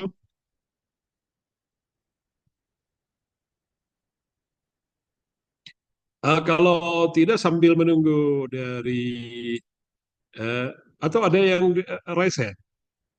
Siapa kira-kira yang raise hand? Tadi Pak Toto sebenarnya masih banyak yang mau ditanya tadi itu gitu. Cuma gantian gitu ya Pak Toto ya dengan yang lain. Oh Pak Iwan Piliang, silakan. Direktur Pengembangan PFN. Silakan Pak. Iwan. Saya boleh tanya kan ya? Eh, Tadi kan seharus- membuka, seharusnya saya tidak boleh nanya Pak, tapi karena Pak Iwan udah mengangkat tangan ya silakan gitu. nggak boleh. Kan jadi peserta juga. Iya, ya silakan Pak Iwan. Jadi dengan apa namanya kawan-kawan di kata.ai ini hebat kali ini. Kita tanya ke Bung siapa tadi? Irzan. Irdal ya. Jadi luar biasa Bung Irzan ya. Saya surprise lihat pemaparannya. Begini, saya kan konsen dari 91 tuh kepada industri kreatif khususnya di industri animasi. Nah, selalu saya mengeluh bahwa di negeri kita tidak ada venture real. Seperti di MDA di Singapura. Sampai menit ini, kalau lihat di Kadin, saya berjuang dengan konsisten hal yang sama. Bagaimana supaya bisnis intangible itu menjadi tangible, kan harus ada equity yang dipenamkan. Nah, apakah dengan chatbot itu kita bisa membangun crowdfunding dalam konteks kalimat tadi profit engine? Terima kasih. Maaf Oke. kawan-kawan jadi ikut bertanya karena saya memang liga awami di bidang ini nih. Ya, Makasih. langsung aja kan, nggak perlu Ya, saya ulangi pertanyaan. Silakan Mas Irzan, nanti dilanjutkan oleh Bu Lisma. ya. Silakan. Ya, siap. Terima kasih Pak Iwan. Jawabannya sangat bisa sih Pak. Jadi bahkan untuk saya punya kawan ya founder kitabisa.com, bahkan kita bisa tuh untuk crowdfunding donasi pun sudah bisa pakai WhatsApp Pak di sana. Jadi Oh, keren. mungkin kita ada project film atau ada project lainnya, itu something possible Pak. Yang penting kita berbicara soal transparansi, nanti informasinya seperti apa ditampilkan, sudah sejauh apa crowdfundingnya, batas waktu Mhm. seperti apa yang terjadi misalkan apa dan yang diminta tidak terkumpul. Nah, itu tap yang perlu di apa ibaratnya garis bawahi aja sih Pak. Sisanya Hmm. sih secara teknologi sangat possible. Iya, iya, iya. Jadi kan misalnya kalau di animasi itu kan kita ada IP-nya, ada Ya, artbook, lalu kita bikin trailer 3 menit, bahkan ada satu song sekarang kan bikin lagu sementara dengan AI bisa, kan gitu. ya, Nah, dengan betul. modal itu, eh, bagaimana? Bisa itu, Bisa Mas Pak, Irsan. betul Pak, bisa Pak. Nah ini juga Oke. kita bisa ngobrol nih Pak nanti kalau misalkan offline lah Pak, kalau misal mau lebih lanjut Pak. Oke, jadi offline aja kayaknya lebih thank Iya you ya. Pak. Makasih silakan kawan-kawan yang lain. Ini luar biasa webinar kita petang ini, makasih. Iya, luar Makasih, biasa. Pak. Apakah ada tambahan Bu Lisma? Atau kalau tidak, kita masuk ke pertanyaan yang ada di chat box. Tadi saya lihat itu dari ini pertanyaan dari Dudi Mauludin buat Bu Lisma. Apakah ada contoh penggunaan AI di perusahaan klien CX untuk pemilahan kompetensi matriks karyawan di area HRD? Ya, jadi mungkin ini terkait dengan internal customer ini. Silakan Bu Lisma. Baik, terima kasih Pak Suranta. Terima kasih Pak Iya. Didi gitu ya. Ada nggak contohnya gitu bagaimana klien itu mengimplementasikan AI dan bantu HR untuk pemetaan kompetensi matriks? Ada Pak gitu ya. Jadi memang AI ini bisa digunakan banyak sekali. Contohnya juga Mas Irzan sebenarnya bantu di DPR juga gitu ya, Bapak Ibu. Jadi penggunaannya cukup luas sebenarnya untuk AI ini. Bahkan juga karena sebenarnya kemudahan yang bisa dilakukan adalah AI bisa bantu kita mengumpulkan banyak data. Selama parameternya jelas, datanya mau diambil dari mana gitu ya Pak Dudi, itu sangat memungkinkan. Contohnya gimana Pak? Misalnya appraisal.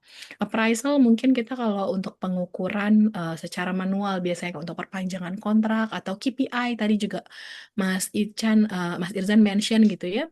Kemudian juga secara behavior itu bisa Pak. Bahkan AI itu sekarang Pak dia bukan hanya data, bukan hanya audio, video juga dia bisa capture gitu ya Pak. Saya sempat juga ngobrol sama Mas Irzan, gimana nih kita ngebantu misalnya kayak di transportasi publik yang ada di Indonesia gitu ya, misalnya kayak Transjakarta atau misalnya di kereta, gimana ya Mas untuk nangkep wajah-wajah atau misalnya nangkep suhu orang yang kira-kira ada potensi untuk melakukan kekerasan seksual misalnya di transportasi umum. Itu memungkinkan dilakukan Pak. Jadi memang penggunaan AI itu sangat luar biasa. Lalu kembali lagi ke pertanyaannya Pak Dudi, apakah AI juga bisa diterapkan di HR yang lain, contohnya bisa, Pak. Misalnya, bagaimana kita mengumpulkan mau data e-learning ketika karyawannya sudah banyak, gimana kita mengumpulin di data di LMS-nya, Learning Management System, siapa yang skornya bagus, siapa yang secara absensi juga bagus, secara KPI itu bagus, sehingga Pak, Bapak bisa lebih komprehensif menggunakan data sebagai data baseline Bapak, menghilangkan bias, sehingga Bapak bisa melakukan talent mapping lebih objektif. Kemudian juga succession planning-nya gitu ya Pak, lebih presisi, lebih pas gitu ya, karena lebih menggunakan data basic. Kemudian juga selain itu Pak, AI ini bisa digunakan juga Pak, bisa untuk workforce. Workforce itu untuk pengaturan jadwal karyawan yang mungkin karyawannya sudah ribuan atau ratusan ribu yang cukup besar gitu ya Pak.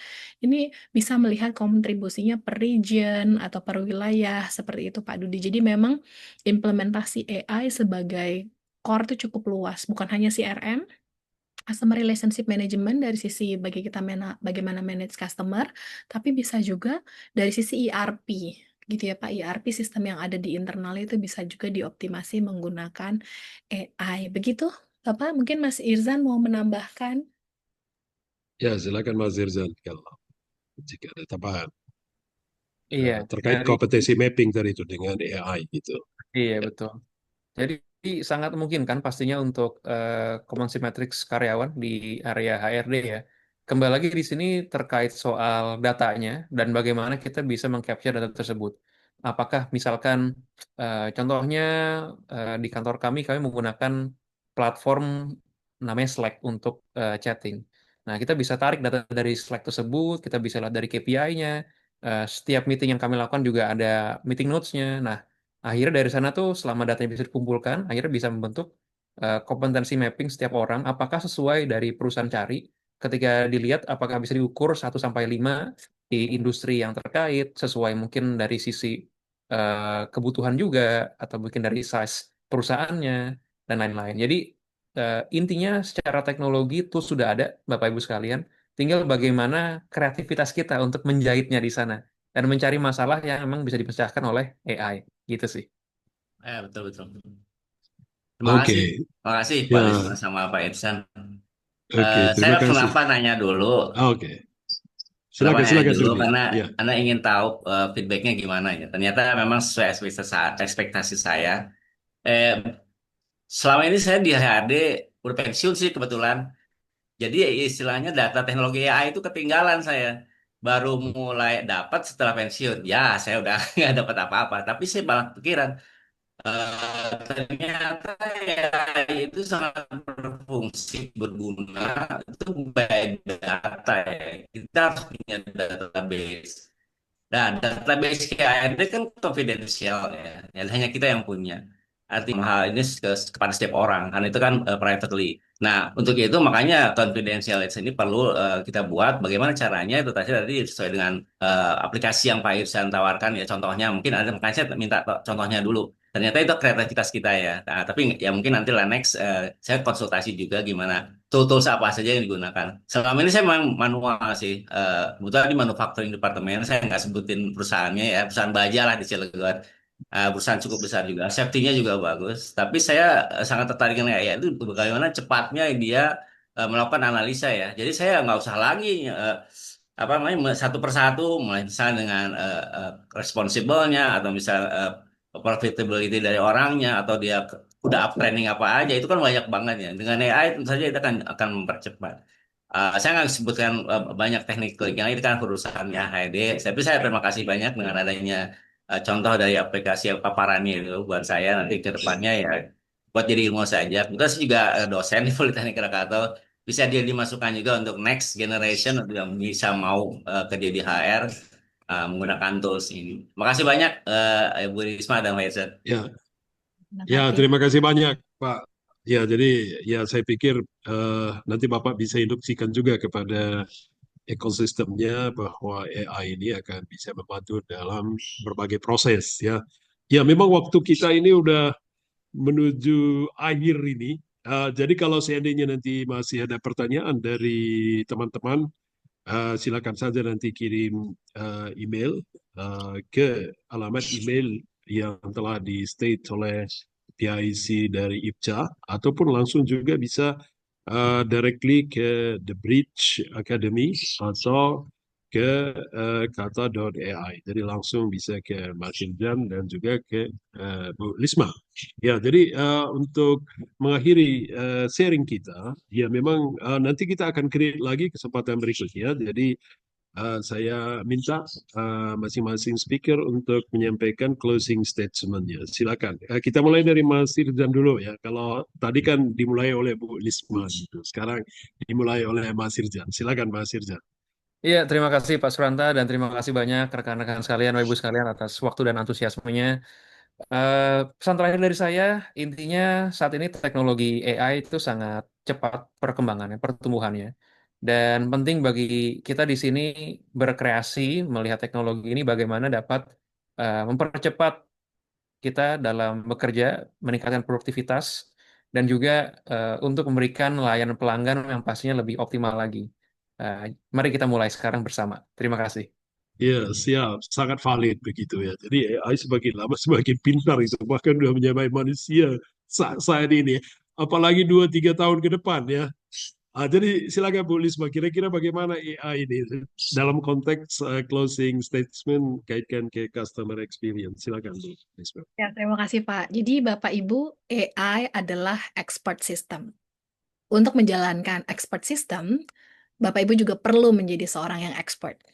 Sehingga Bapak Ibu, AI bisa kita maksimalkan untuk menjadi strategi sehingga kita lebih kuat lagi gitu Bapak Ibu untuk menghadapi saat ini gejolak dan dinamika yang ada baik di industri bisnis maupun di industri yang global saat ini.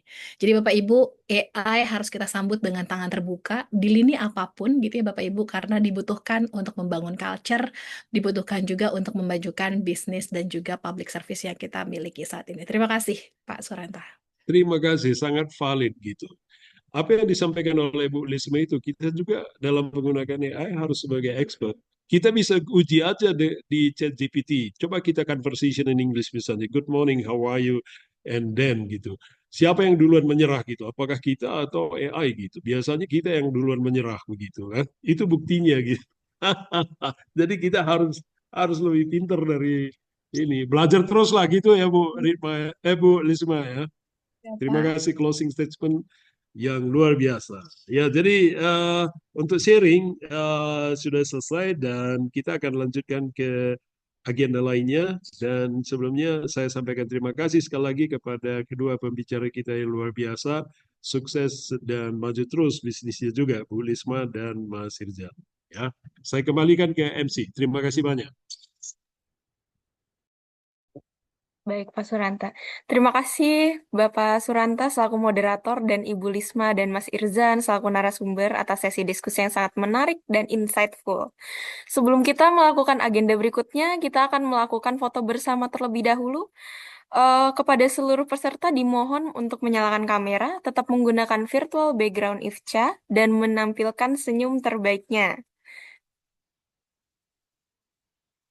Oke. Dalam hitungan ketiga, foto akan diambil.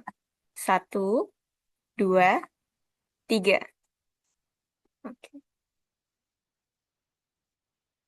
Mungkin boleh sekali lagi, Bapak Ibu. 1, 2, 3. Oke. Oke, baik. Terima kasih, semoga foto ini menjadi kenang-kenangan kegiatan kita pada hari ini. Untuk selanjutnya, kita akan memasuki sesi presentasi program dan produk IFCA. Pada sesi ini, IFCA akan memperkenalkan berbagai program unggulan mulai dari program sertifikasi BNSP, training, hingga corporate learning solution berbasis kebutuhan organisasi.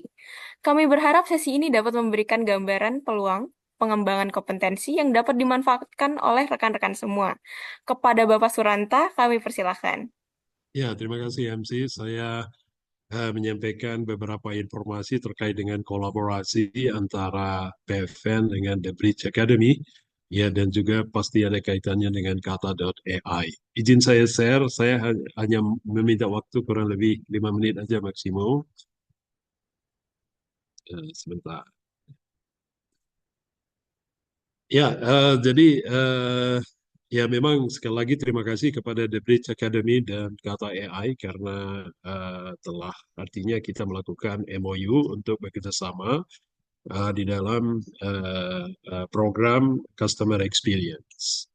Ya, jadi yang pertama saya ingin menyampaikan kepada teman-teman semua bahwa dalam era persaingan bebas ya, sekarang persaingan bebas, tidak ada lagi monopoli dan digital tanpa batas yang dinamis, bahkan sangat dinamis.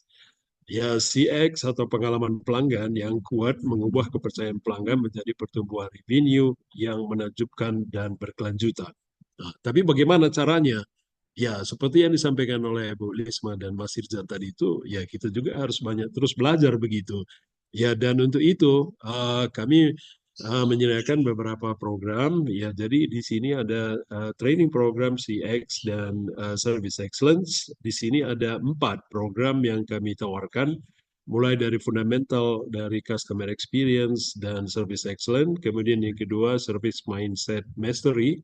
Ini akan dapat menginspiring budaya untuk budaya excellence yang harus kita lakukan di dalam proses pelayanan kepada seluruh pelanggan.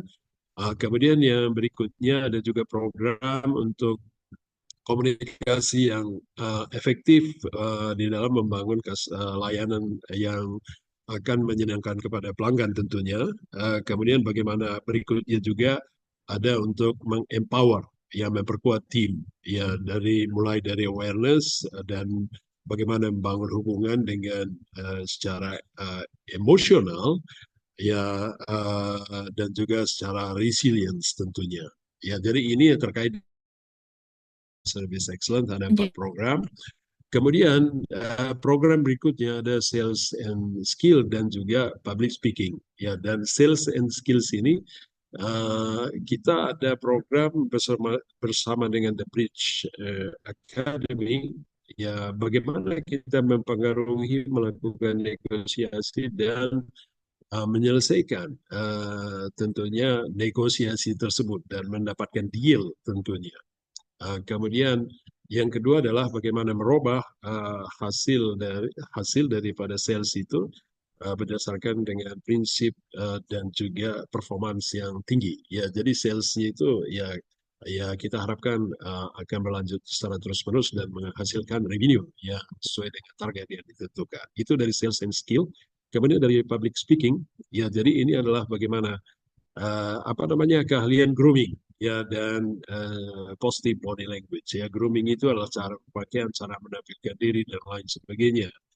Ya, kemudian ya bagaimana teman-teman akan diajari juga dalam konteks customer experience itu untuk menguasai ya public speaking ya untuk mencapai sukses. Itu terkait dengan public speaking. Berikutnya adalah terkait dengan leadership. Ada 2 program. Ya, The 5 Level of Leadership by John Maxwell. Nah, ini juga disediakan programnya dan akan diajarkan dan disampaikan kepada teman-teman dengan secara sangat profesional. Kemudian bagaimana menavigasi konflik dan juga krisis dengan kepercayaan yang tinggi. Kemudian ada flagship program atau public speaking itu adalah live method training. Ya, jadi LIFO. Ya, jadi di sini adalah terkait dengan orientasi live.